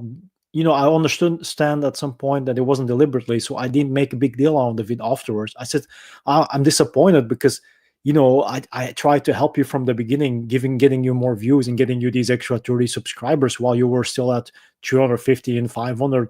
Like, I gave him 30 subscribers by doing commentary in a video to help him out. And there were people like, oh, you don't talk about Jeremiah like that. But that's like, I'm not talking bad about him. I'm just saying, like, Jeremiah, there's some things you got to deal with. And I was just pointing it out. That's all I do. I just highlight stuff in commentary, and he knew, I didn't have any bad intent. He said even like, yeah, I got a big fan base on Spotify, and they come all from Germany. And then, are you from Germany? And I'm like, no, it's a country next to Germany. It's nearby. And he said, yeah, and then he started talking about his ancestry. Like, I have German blood, but I'm also Native American. And that's how I started getting to know him in person. Even if it wasn't IRL, that's the thing. So I remember these things, and I'm talking about 6 months ago. Like, who knew Jeremiah Youmans 6 months ago? The ones, like, everybody knows him from a couple of videos ago, right? Like from November, December, January period. So that's very recent. I'm going to read chat again. Dude was interrogated him and entertained it. That's the thing. That's the biggest problem of this video we just watched. At K, I see the photo as well. He has said in the past he takes off to cope with things. Yeah, that's the thing. That's his coping mechanism. Okay, everybody has a coping mechanism, and he did admit that it was his. I believe he's done it this again. That's what I said at the beginning of the stream. Exactly. I fear that it's the same thing going on. It's the same thing unfolding itself. Removing yourself from your problems by stepping away literally, by walking away literally. You should have just ignored all negative because it comes with the territory. But that's the thing. You learn from a young age to filter the negativity out. But imagine that you're struggling with your mental health, you're struggling with your social life, and you don't have actually someone you can talk to, like you can confide it. It used to be his wife, right? And then all of a sudden, you get confronted with thousands of people talking crap. You don't want to let them down because you see them equally as fans. That's what he called them, my fans, right? Even if they were trolls or negative. So investing that positive time, that positivity in those people with the best intentions leads to more negativity, because then you open that space up, and that's the mistake he made. But if there would have been someone in close surrounding, mine as his brother, it would have been able to filter it out. He needed a literal filter. Okay. He was asked where lieutenant badges on it. It had Youmans patch. Okay, so he did have the patches then. There was this, I haven't seen it, so I can't confirm it. Some people on YouTube already have the community plus feature where chatters can leave pics in your community tab. That seems breeding ground for trolls. Yeah, that's crazy. I do remember seeing it on vidIQ. Delancey, he's probably really scared. That's the thing. That was what I was talking about. Fear trigger response. It's like the flight or fight kind of scenario. So what you got to do in this case is that if you know him, you know what he's going to do in this type of a scenario. And we've seen it in the past, so it would make sense that they would do the same thing again. But the problem with that is if he goes off and leaves for God knows how long, nobody knows where he's at in the literal physical sense. And that's problematic because the last time he didn't tell anybody.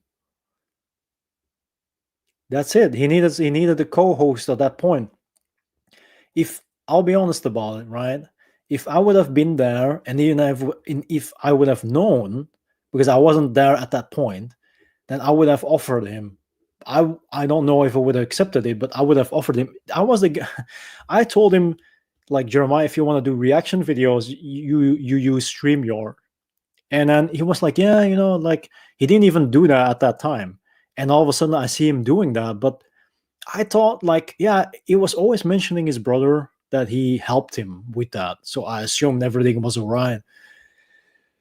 But it wasn't. And I kind of feel bad about it because, you always think you should have done more, reached out more, done more, offered more. But if people of the community tried, all you can do is try, but the problem is the forgetfulness.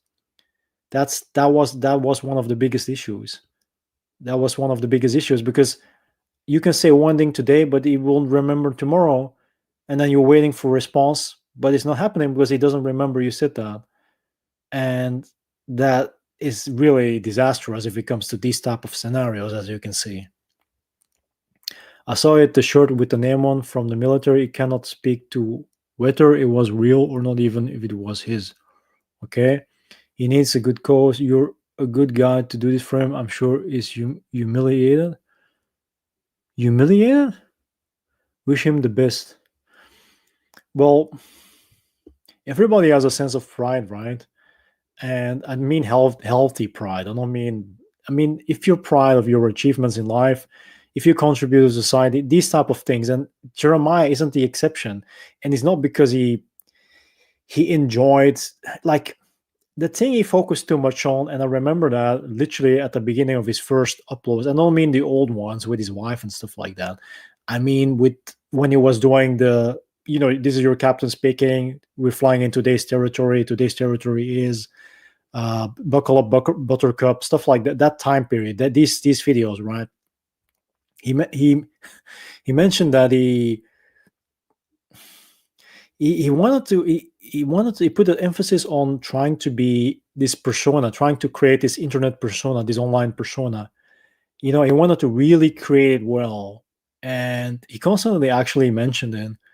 And I do think that, also with age and stuff like that, and with the attention and all of a sudden finding value again in life, or finding yourself to be valued by other people for whom you are, accepted and loved and cared for, because that's the main thing, right? That's what all people crave.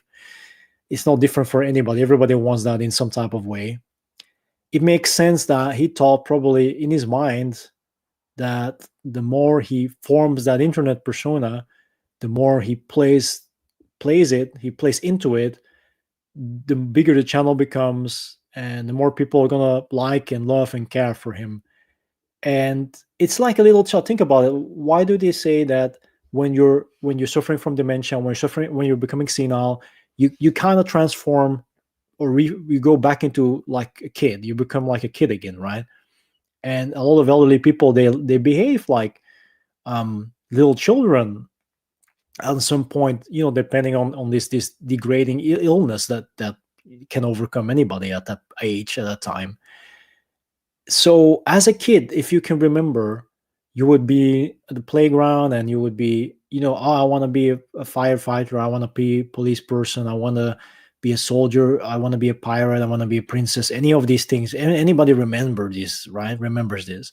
So what would you do to impress your friends? You would try to say things like, oh, I've got this, I've got that relates to whatever you want to be, or want to be perceived as, or want to become, right? To show off, to prove to the world you're serious.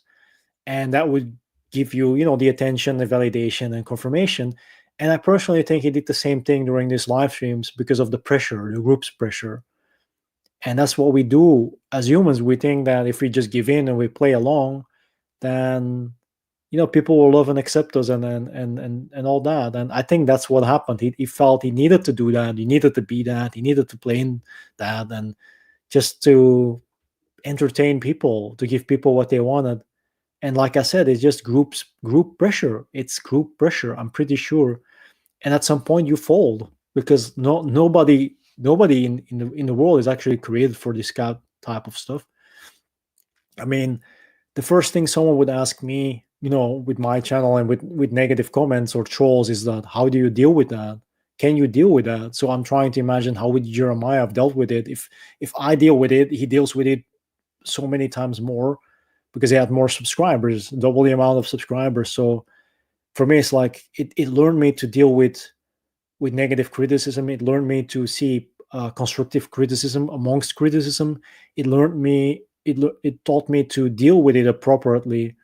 But I personally have that in me to do so. But I'm mentally healthy and I'm mentally capable. And I don't think it was the same for him, or I'm pretty sure it wasn't the same for him. So yeah, he needed a co-host, he needed a backup, he needed support in a literal sense, not just online, but actually a person with him. And that's the thing that lacked. And that's why it overwhelmed him. And that's what result that came out of it, sadly enough. And it's so weird because, like, literally, I don't know, like last 2 days or whatever, I don't remember, but really recently, I was thinking about him. I didn't check his channel, I didn't watch a video, I didn't check the notifications, but I was really thinking about him. And it was so weird because all of a sudden this stuff happens and I wasn't even there. And I was like, how did it come to all of this? And all these people repeating the same thing on every video. I thought, this is really crazy. Like, how can it like escalate so quickly? It's like some bushfire or whatever. I hope he comes back, but he must accept help. That's the thing. That's the most important thing. Ego probably gets into the way, whether that can be coached or permanent. It doesn't matter. Any form of contributive help, he will never be forgiven. That's the thing. The problem, it kind of reminds me, I mean, it's not the same, but it reminds me a little bit of the YouTuber called Boy in a Band. Once you build up the community, you become a big person and you have this online image, online persona, but then you say or participate in something that's highly questionable or negative or strange, and people start doing this deep diving or expose stuff, then it never ends. And if you dare to show up again and show your face and people find you and recognize you, it just starts all over. And that's the problem. And that's true. It's true. That's why it's always important to think and be aware of what you're doing, like what do you post and all these things.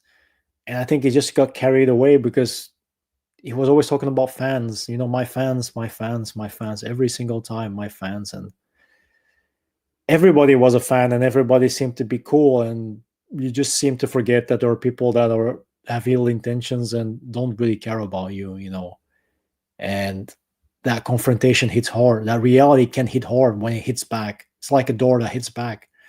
Almost feels like the people that outright are against him right now, or bandwagon haters that weren't that invested in his channel to begin with.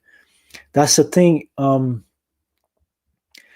With popularity, virality, you get positive people, negative people, and like on my second channel, for example, I have a video uploaded, and it's the same one on my main channel, where I've seen a couple of comments, hate comments recently, people telling me to shut up, that they just want to see the video and don't care about my opinion.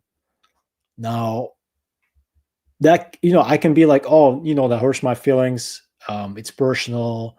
I'm just gonna quit. Now, imagine that thousand-folding it, daily basis, multiple comments in chat on everything you do, negative. That's who can deal with that? You know what I'm saying? Nobody. That's the thing. Even if you're a strong person, you can have a skin as thick as that of an elephant, but that doesn't mean that you're going to handle it in a way that it doesn't affect you. And that's what people underestimate. We can say we can manage, but in reality, it's a different story. This channel is small, it may be safe. Maybe, hopefully, right? I wish, I kind of regret, archiving. I should have.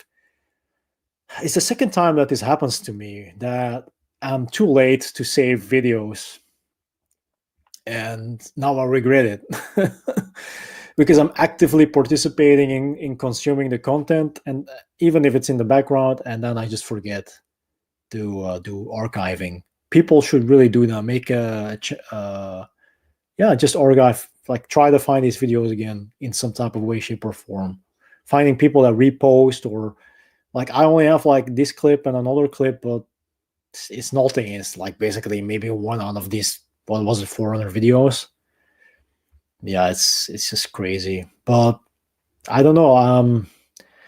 The only thing, there is only one more social media platform we can go deeper on and kind of see if there are some hints and indicators, because sometimes it's like encrypted messages, right? There are hints in past videos or recordings that actually predict the future or what you're going to do in the future. And I think it's the same for Jeremiah, but because he did give away a lot, even if you didn't even notice. And that's something I do remember. There's always been things he said with not the intention to say it, but he just mentions it, and then you're like, why did he say it? And then afterwards you understand, okay, this was a reason.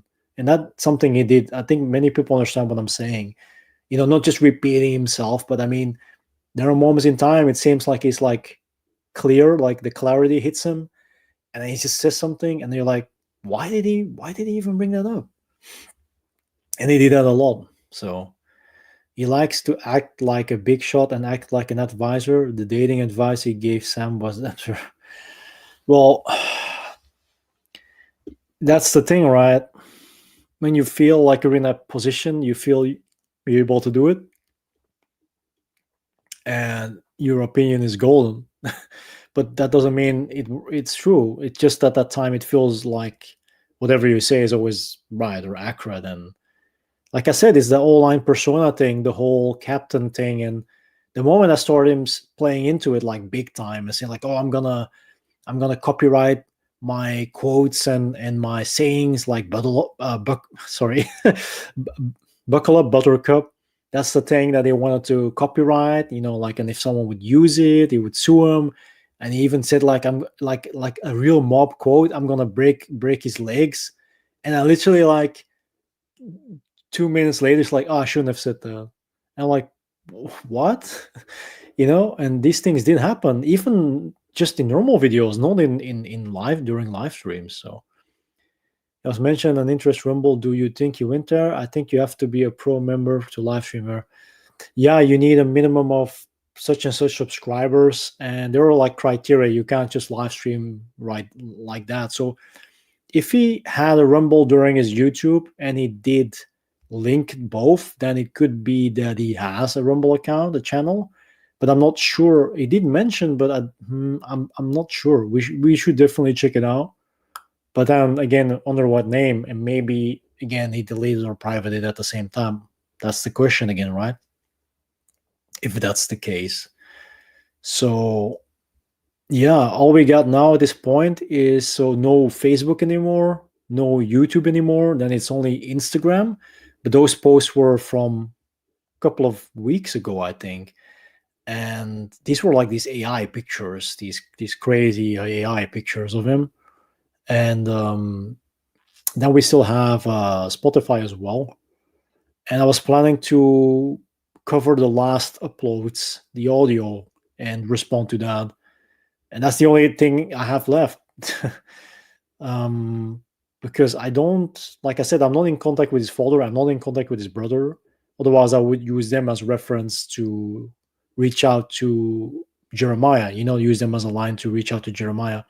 So I would say people that have other type of social media that he's still active on, or at least has an account on, try to reach out or try to find out the name of the father, if he has Facebook equally, or the name of the brother, if he's on YouTube as well, and he does these mods in live streams. Try to reach out through him to reach out to Jeremiah. These are like lifelines. These are like direct links. You should use and take advantage of it, because that's the only way we're going to find out.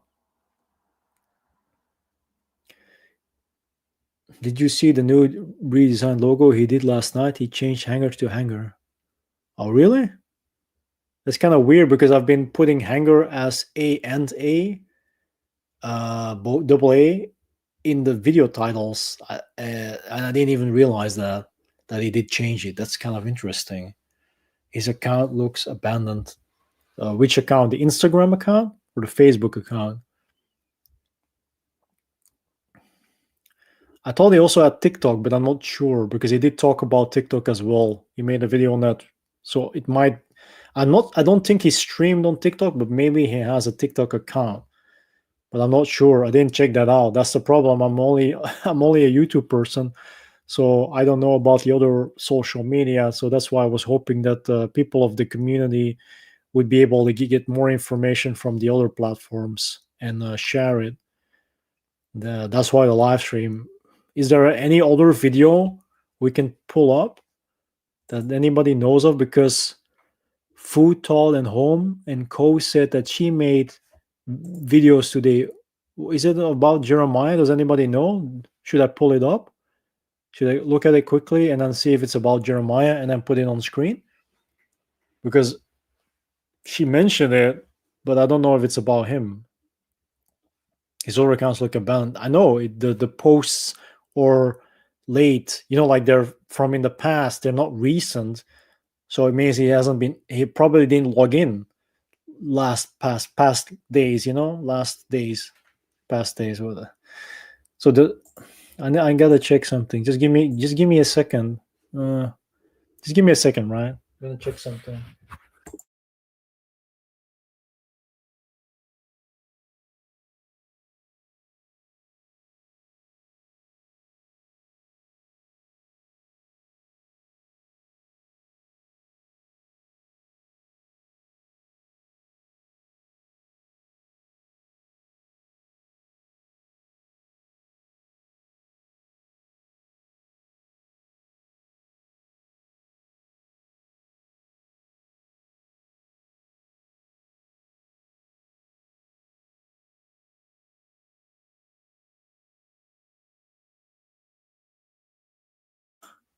Yeah, okay, so it's about Jeremiah. I'm gonna put it up, but I don't think it's gonna contribute that much, but I'm gonna put it up anyways for people that are interested. It's like 2 bits. Wait, just give me a second so I can pull it up. The only thing I wanted to ask people as well is, has anybody reached out to that donut guy that uploaded this clip of the live stream 2 days ago or 1 day ago? Has anybody reached out to him, and did he respond, yes or no? Can anybody please give me some info on that?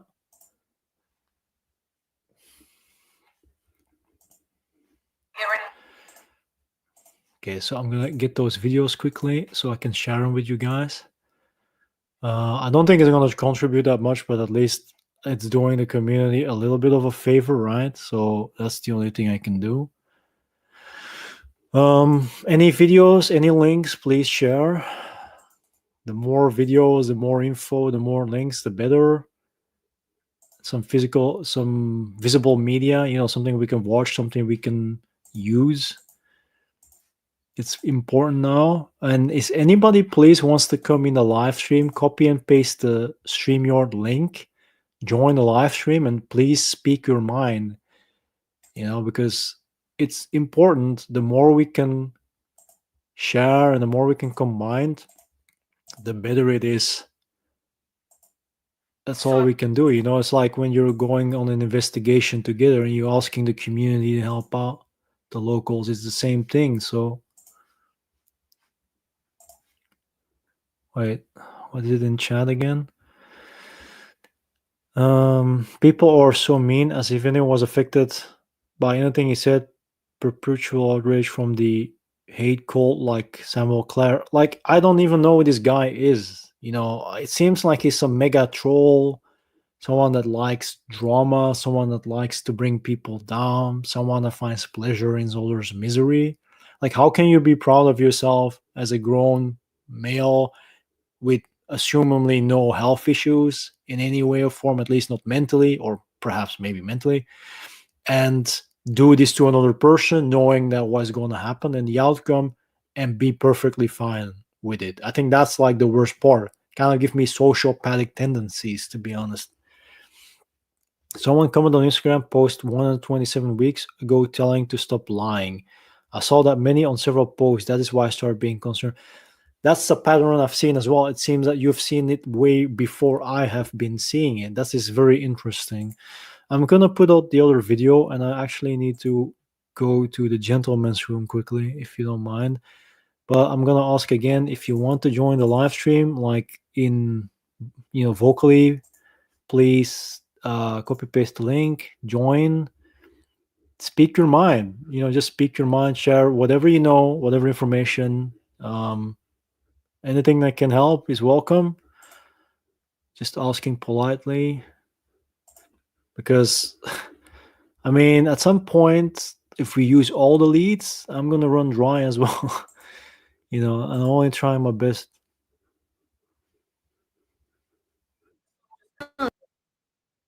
Okay, so is this person? If you go in chat, her name is Food Thought and Home Co. And she mentioned this video. So I don't know if anybody saw it, but we'll just, you know, take a quick peek, I guess. It's like part 1 and part 2. And it doesn't want to rewind as much as I wanted to rewind, but let's the heck with it. So I was just scrolling through YouTube and found out that a channel that it's a fairly new channel, but I like watching this YouTuber's content. He had lied about a few things on his live stream last night, but he's getting a lot of shit for it. But here's the thing.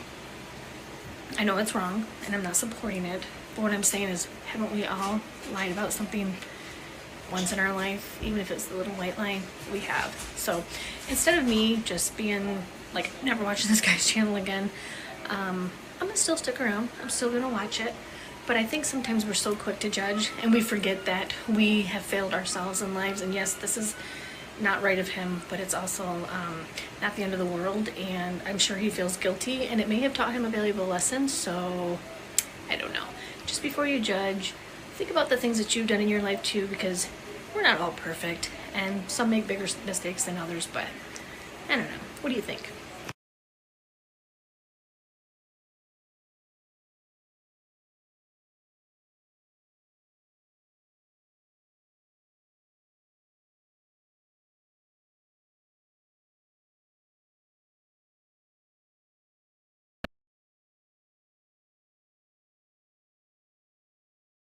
Because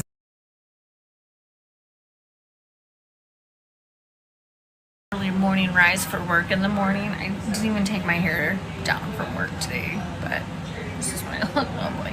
Anyway, the gentleman I talked about in my last video, looks like he deleted his channel, which sucks because I enjoy just simple, normal, you know, YouTube channels. I love those kind of channels where it's just, you know, everyday people talking about life, other than the, you know, well-polished channels that we have on YouTube. So now I have to find another channel that I love because I really looked forward to his videos.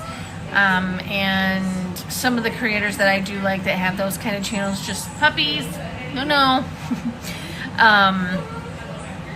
They don't post a lot, and he kind of did, and I liked that. But yeah, it kind of sucks. So his tall tales, I think, to the best of him, which sucks because he could have done such great things with his videos. But anyway, just a quick update.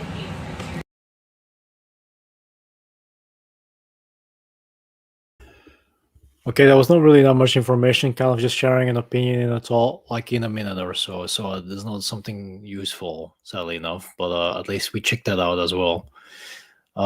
He created a captain character, and the fiction would have been perfect for the captain, but it needed a differentiate Jeremiah's accomplishments, then would have been safe. That's the thing, but because of his mental state and his health issues and his age, these lines got blurred. You know what I'm saying? Like my grandfather, at some point in time, but that was when he was in his early 70s, 72 or something, he wanted the world to believe that he was an F-16 pilot. He was a pro. And he would always use that every time we would talk to new people to make people be like awestruck, right? And even if it wasn't true, he still stuck with that story because he wanted to be perceived as such. But that's an imaginary fantasy thing. It's like role playing, right? And some people are going to say like there's no harm in it, but other people do see it as offensive, right? Like faking being a police officer, for example. That's a crime. But some people wish they were a police officer and fantasize about it, right? But does the person, if they don't have any ill intent or criminal intent, do they have to be punished for that? That's the question. And I think that's the same thing for Jeremiah in this scenario. If you can see the similarities, it's up to the people to decide. And I wish I had more content to share. Sadly enough, I don't. If anybody has any link, anybody has any other channel that has uploaded something on the matter, please share. Anything we can do to use this to reach out, highly appreciated. It's all we can do eventually, right? Just create content as a counter to send out a clear message in collaboration with the community, and to show that it's not all hate and trolling and negativity and whatever. I think the word is embellishment. Okay, yeah, that's definitely accurate. Actually, most of social media are fake. TikTok is full of fake people. Well, the fakeness, yeah, you're definitely right. That's why I'm not on TikTok. Because that's the problem already there. Instagram as well, actually. Yeah, I'm just gonna put this up. Wait. Is this right? I'll put this up. Just give me a second.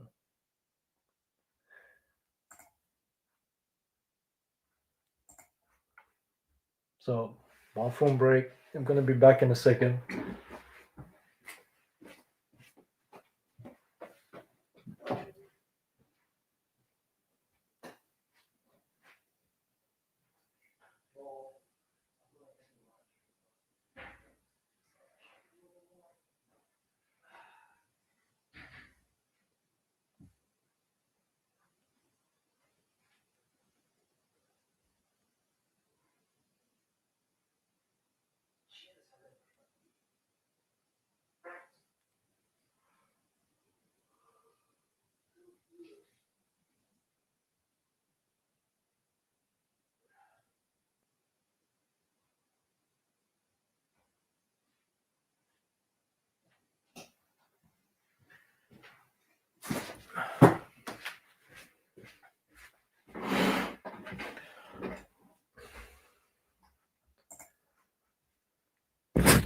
Okay, thanks for waiting, giving me the opportunity to go.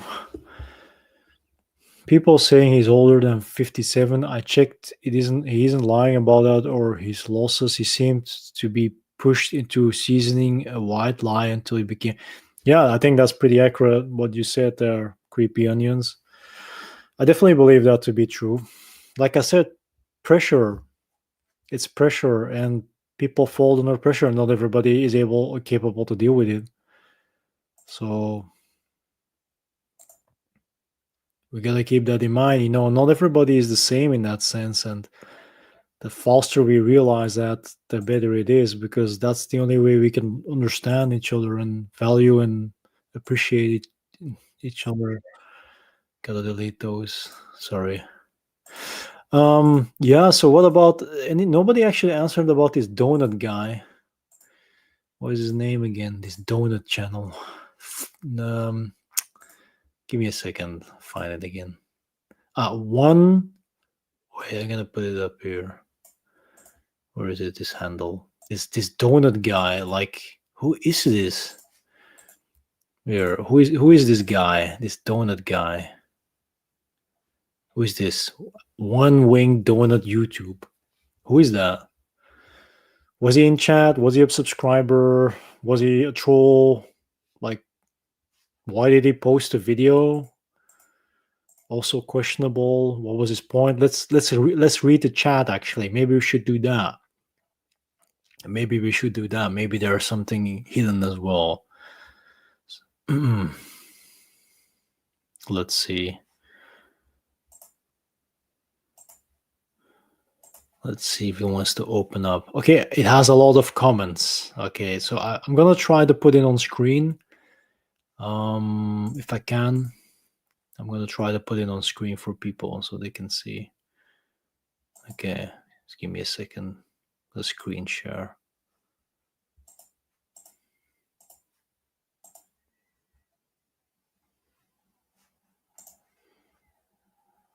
So let's see here. So yeah, the video is loading. I'm not gonna put it open. He really doesn't need to be out on the street. He's vulnerable as he is, especially no phone, money, or ID. That's the thing. The last time he left everything at home as well, so it's impossible to reach out. The thing that I wanted to do, well, not like try to get people to help me with, is to see for the welfare check, whether it's by the dad or the brother or by authorities, right? It's like the only thing you can do as a last resort, just to make sure the person is not doing anything crazy, like turning himself into a homeless person, because of what he did the last time. So I don't know if you can see. Well, I don't know if the screen is big enough. That's the only problem. Well, I'm just gonna go through the comments. That's what I want to do. My apologies. See, I can just put it open. Yeah, I'm gonna put myself out of here now. Okay. So wait, can everybody still hear me even if I'm not on screen? Because I don't know if it works like that.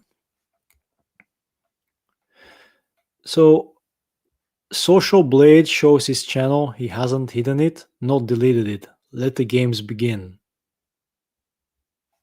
Okay, so he mentioned that his brother name was David. Like that as a first comment is crazy as a comment. Let the games begin. So they're turning it into a witch hunt. That's like 23 hours ago. And it's by, I'm not gonna say the names. You can see it. I'm not gonna call them out. That's dumb. Okay, if the Hangar comes back with his wig on backwards, I'll give him another chance. What a goofy arc to his channel. From nothing to a little above nothing to totally implosion and deletion. If he's just winging the lies, he's pretty smooth overall. That tells me he's been lying about a lot of things for many years. When he claimed everyone lies all the time, I knew he was unaware how normal people interact with the world. Lying for ego and fun is exhausting. It is usually insecure young people who go through that phase. So the last portion that he mentions, that he talks about, is exactly what I said in my video, right? People remember that?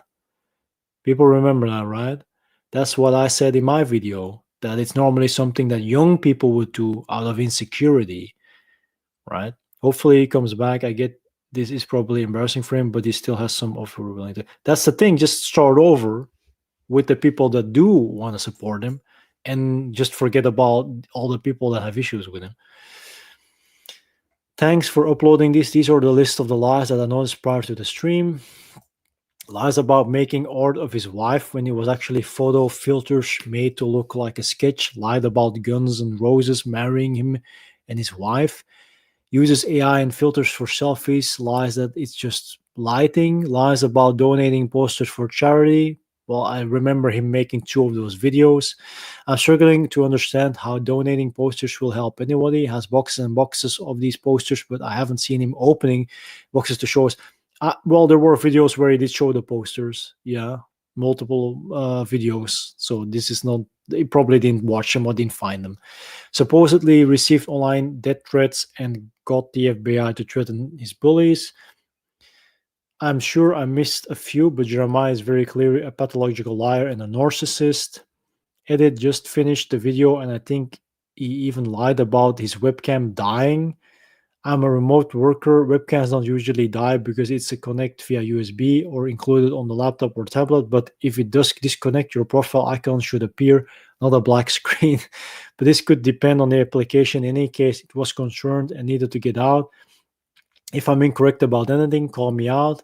He owes his audience and supporters a huge apology. Well, the huge apology, wasn't it done by the apology video that people talked about, to be honest? Because that's the thing that I remember people mentioning a couple of times, right? I don't know. Once again, that's what I saw over and over on Facebook posts with the lying. People that seem to know him would call him out. See what people responded to that comment. Seems a lot. His apologies are a joke. He should ask to see his wedding photos. The lighting he continued to talk about really threw me off. He said that he didn't use a filter, and clearly he did. I mean, I do sometimes just say it's okay. Not sure why he feels the need to lie other than mental health. Oh, that was from food. So, yeah, so, okay.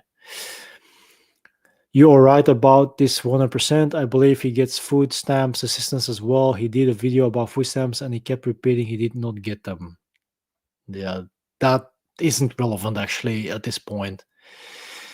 This is awesome. I had missed his live. I started watching this clown about 3 weeks ago when his viral video hit the algorithm. Like I said, and I mentioned before, is because he used the hashtag loneliness, the timing, you know, with the Christmas evening, Christmas night. Everything combined together created that momentum, that opening for momentum. And it did draw inspiration from looking at my channel and my past content. And I'm pretty sure because I did 1 + 1 + 1. So I did the math and I did see it pretty fast when he started doing the commentary on Courtney Ryan as well. I then pinned after 2 days. It was some serious issue. He is a compulsive liar, and IMO, he lied on every video or live stream. He did accept his food reviews. That would have been weird if he would have lied about that. His sense of reality was non-existent. His apology video he deleted. Confirmed what he already knew. Thank you for posting this. So people supporting this video as being a repost of an expose. Gold dude is a weirdo, predator vibes for sure. I don't think that. Thank you. He sure shut down the stream real fast after one of the guys busted him for lying. Then stream got hidden or deleted. He lost a bunch of subs in the past couple of days. That's something I don't remember. I can't recount. I don't know if this is true. I also believe he lies about unaliving himself. This is when all the subs and views grew by 10,000. Next day he's all fine again. He's fake. Well, I'll tell you this, you know, I'll share this with you guys, you know, out of experience. When a person, I mean, I personally exposed people, you know, new YouTubers that started to do that. But I mean, really people with that intention from day one, you know, not trying anything else, just using the loneliness, one trick pony, and riding the wave as long as it brought in viewers, subscribers, and money. Okay, I've seen it firsthand with multiple of channels doing that, faking it until you make it. I'm not gonna say that Jeremiah maybe didn't get inspired by it to give it a try. I don't know. It might have triggered something. Maybe he just wanted to see what would happen if he would try it for himself. But that doesn't mean by default that wasn't true. That he didn't feel lonely at that moment in time, that he didn't feel like he was alone at that moment in time when he uploaded that viral video. I don't think that equals that to be a lie, personally, because we can be fine the entirety of the year, right? But then one moment in time when we have it difficult, who is going to tell us that we're lying or not, or we're lying to ourselves, right? And that's what I'm thinking about. Sweet. Wanted to see this. Thank you for sharing. Oh boy, now there's none to the story. I'm sticking around to see if he posts again, if he's willing to go on a live and lie. His content, mental health on some level would be my concern. That's the thing I mentioned from the beginning of the live stream. A lot of pain is rolled, resulting in healthy behaviors. Oh boy, the military comment. How does he not remember this ASVAB score? How does he tell and lie about Mob there in the Air Force? Wow, I think he just deleted his channel. Replies. He shut it down, commented back, and his channel was off. It's good to decide. It's good he decided to get off YouTube if he's depressed and suicidal, as he claims. Spreading lies and internet is going to do him no favors. He's hoping he reflects on his experience and learns from criticism. Well said. I sure hope he does as well. I'm sure he resurfaces again. He could have hidden it. Depends on what you see. If it's a monkey with a wrench, he deleted it. He did it. Yeah, it's a monkey with a wrench. That's also what I saw. Social Blade shows his channel. He did it for sure. I think it shut down his channel. Pretty sure it was deleted Facebook and YouTube. So that's what people from the community confirmed. I believe he did comment on a post. He seemed to be on Instagram, still rushed over there to watch. So what I was thinking is that he didn't he like multi-post these things on the other social media, because that's the thing that I remember. I mean, I'm not sure anybody knows, because that's basically it. So people that were in that comment section basically just hated him, and apparently seemed to know him more on a personal level or a deeper level. Several of those are trolls that have been in chat for weeks. Okay, I can't confirm that because I haven't been in chat during the live stream, so I can't confirm that. I don't know. Abigail, he went in and out acting like a schoolboy 400 times, and Jack Tripper and his friend Larry lied all the time to get chicks, and so did Charles in Charge sitcom. He's not living in reality. You know, that's also something you'll see. Like I mentioned before, it comes with age and mental health issues and stuff, and these are certain outcomes. It's not the first time I've seen it. Like I said, my grandfather was 72 when he started hitting that case very hard, and I've seen it already. It's not the first time. That's why the moment I started listening and started realizing in what direction it was going, I should have. That for me, it was a red flag for himself, you know, because if it's like the ripple effect, when you throw a stone in the pond, you know what happens. You know, you get that. So it's also with human beings. If one person says something, other people are going to gather around, and then everything else comes forth out of it as well. Just build off that one moment, that one thing that has been said. And Jeremiah should have known that, but like I said, being senile and you forget it, then what do? You just repeat because you don't remember. Jack the Tripper was on Treat Company in the 70s, where he seems to be stuck, said Larry on the show, and car salesman, but told chicks he owned the car. Well, just very childlike mischief. Okay. So what was the point then of that conversation or of that live stream, during that live stream? Because like I said, I missed out the final part. I missed out the apology video, the final live stream, and the expose that, yeah, the part I saw, I shared during the live stream. But if the majority of people are responding on those videos are trolls, then the people that are uploading those videos were haters to begin with, right? But then they said that they saw or knew his channel from that one video that went viral, and that brought in a lot of trolls, and that's what he confirmed. So it's kind of interesting to see, to me, that I remember the time where there were no trolls besides 2 of them, but that was because of the food review. So it's only because of the loneliness video these people start pouring in. And then the moment he start talking about all these experiences and these adventures, it seems that they were waiting for an opening, a moment to just completely hammer down on him and get him off the platform. It's kind of like, that's actually online bullying, to be honest. Regardlessly if you're right or wrong, regardlessly if you were lying or not, that is still online bullying in its fullest form. To me personally, that's how I see it. Doesn't matter what niche you're in. But yeah, so I'm gonna call it a quits today. I'm kind of sad that nobody joined the live stream and actually, talked for themselves, share whatever. I mean, I'm glad people were in chat, of course. I do appreciate it. I hope in some way, shape, or form he's gonna know this. But I'm gonna ask it one more time. So just to remind people, respectfully, in any way, try to find a way to reach out to either his brother or his father through any type of social media that's connected, and even find out who the colleague might have been. There is, I don't remember her name, and I wish I would have taken a screenshot, but there is this woman as well that was subscribed from the beginning and was a close friend.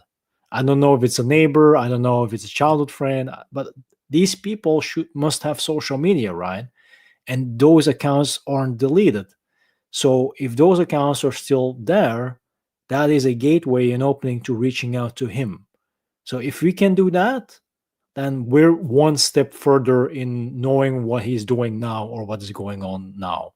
Because the last thing you want for a person in that situation with that stress and this type of things they have to deal with, this type of negativity, is to be all alone. Because that's what happens. So that's the last thing you want for anybody that has to go through it. So yeah. He seemed like a kind, gentle soul. It's sickening that such people hate to try to ruin him. Yeah, it's true, Sonia. I don't know if it was Sonia. I'm not sure. I like I said, I wish I had multiple of screenshots. I can look if I did make one, but I don't. It's not from her, but from something else. Give me a second. I'm gonna try to see if I can find it. I hope I did, but I doubt it. I really doubt it severely. I was gonna make many screenshots, but I didn't do it this time. Just give me a second. I don't think so. I think I missed out this time. Normally I would have done it and I would have seen it there. Wait, is it this? No, it isn't it. No, I can't find it. I'm sorry. That's a shame. I thought I made one, but it seems like I skipped over it. So yeah, I missed out. I'm sorry about that. But I remember it was this woman that would always go in defense mode, like, oh, don't you dare to talk bad about Jeremiah. She would always like protect him in some type of way. But I don't remember who her name was. But I remember she would always stand up for him, regardlessly what your intentions were. But I don't remember who it was. But I thought she had close, direct contact with him in person. Yeah, I thought so, or at least through Facebook. But yeah, if Facebook isn't there anymore, that's a problem. But yeah, that's the thing, right? And then you still had this, what was it again? This audio company, recording studio. No, there was this music studio or something where he had also like this friend, this close contact. I don't remember. Right, the guy that made the gig for the intro of his podcasts. That would also be another source. So wait, if he can find, if he gives credit to that guy in his podcasts on Spotify, and you can find the guy's profile or account on Spotify as well that made that gig, that intro, that music intro, that medley, then maybe that's a way to find out, a direct contact information to reach out to Jeremiah. How about that? That seems to be an interesting lead as well, right? We could try that too. That might be an option. That's actually not too crazy. So yeah, it's the dad, the female friend, the brother, or the guy that made a medley. Like, these are the people that will be able to provide more information or reach out to him if you talk to him to reach out to Jeremiah. That's what I meant. So yeah, guys, thanks for joining the live stream. I'm gonna end it now. If there are any updates, any videos, any posts, please let me know. And yeah, we just gotta keep close, be very, like, aware, be very cautious, be very observant what's going on now. Like I really wish I was there. Would have really helped. Probably would have dismantled everything in the sense to figure it out quickly what to do. But sadly I can't at this point. So I wish I could have done that. Yeah, that would have been my contribution at least. You know, like I said, minimum type of effort, but with the best intentions. Yeah, thank you for joining the live stream. If you want to share something, you can always comment or whatever. I'm gonna go try to go through the last audio uploads and to see if I can get some information out of that and maybe find another lead. And like I said, please try to reach out to the other social media, Instagram, I don't know, TikTok, the other YouTube accounts as well. Try to reach out to the other YouTube accounts and channels that posted videos of him, and see if they have more information as well. Any lead, any person is an opportunity to reach out. That's all I can say. That's all we can do. If there is no direct line, it has to be indirect, and that's the only way you can find out. And yeah, like I said, that it's better that it happens ASAP, because the more time that goes by, the more things that can happen and change. And I don't know, like, he seems to have this vicious cycle, these ups and downs. You know, it's kind of like BPD, you know, borderline personality disorder. You know, being very happy and hyped, and all of a sudden being depressed as a dog, and then, you know, kind of felt like he was struggling with that too. But I'm not sure about that. Like, I don't want to do a non-professional diagnosis here, but it could be recognize, you know, borderline personality disorder, because I struggle with it myself, so I know what it is, so I can recognize it if I see it. But yeah, just stay tuned, and also inform me as well, because it's not a one-man show here. No problem. You know, all you can do is our best. Like I said, it's because of the community that we're able to get more information, like whether it's through comments, through chat, or videos, or references. And that's only going to help to get to the point, right? What's important? What happened to Jeremiah? What is Jeremiah doing? Is Jeremiah okay? That's what it's about. That's it. So thank you for watching. Take care, and keep me posted as well. And I'll do my best too. And if I know something more, or if anybody share something of relevancy, I'll definitely talk about it in an upcoming video or live stream, depending on depending of it. So yeah, take care. I'm gonna try and go to sleep, because I gotta wake up tomorrow, because it's bedtime here. Past bedtime here is midnight plus. So take care, and hopefully I'll see you guys next time. And that's it.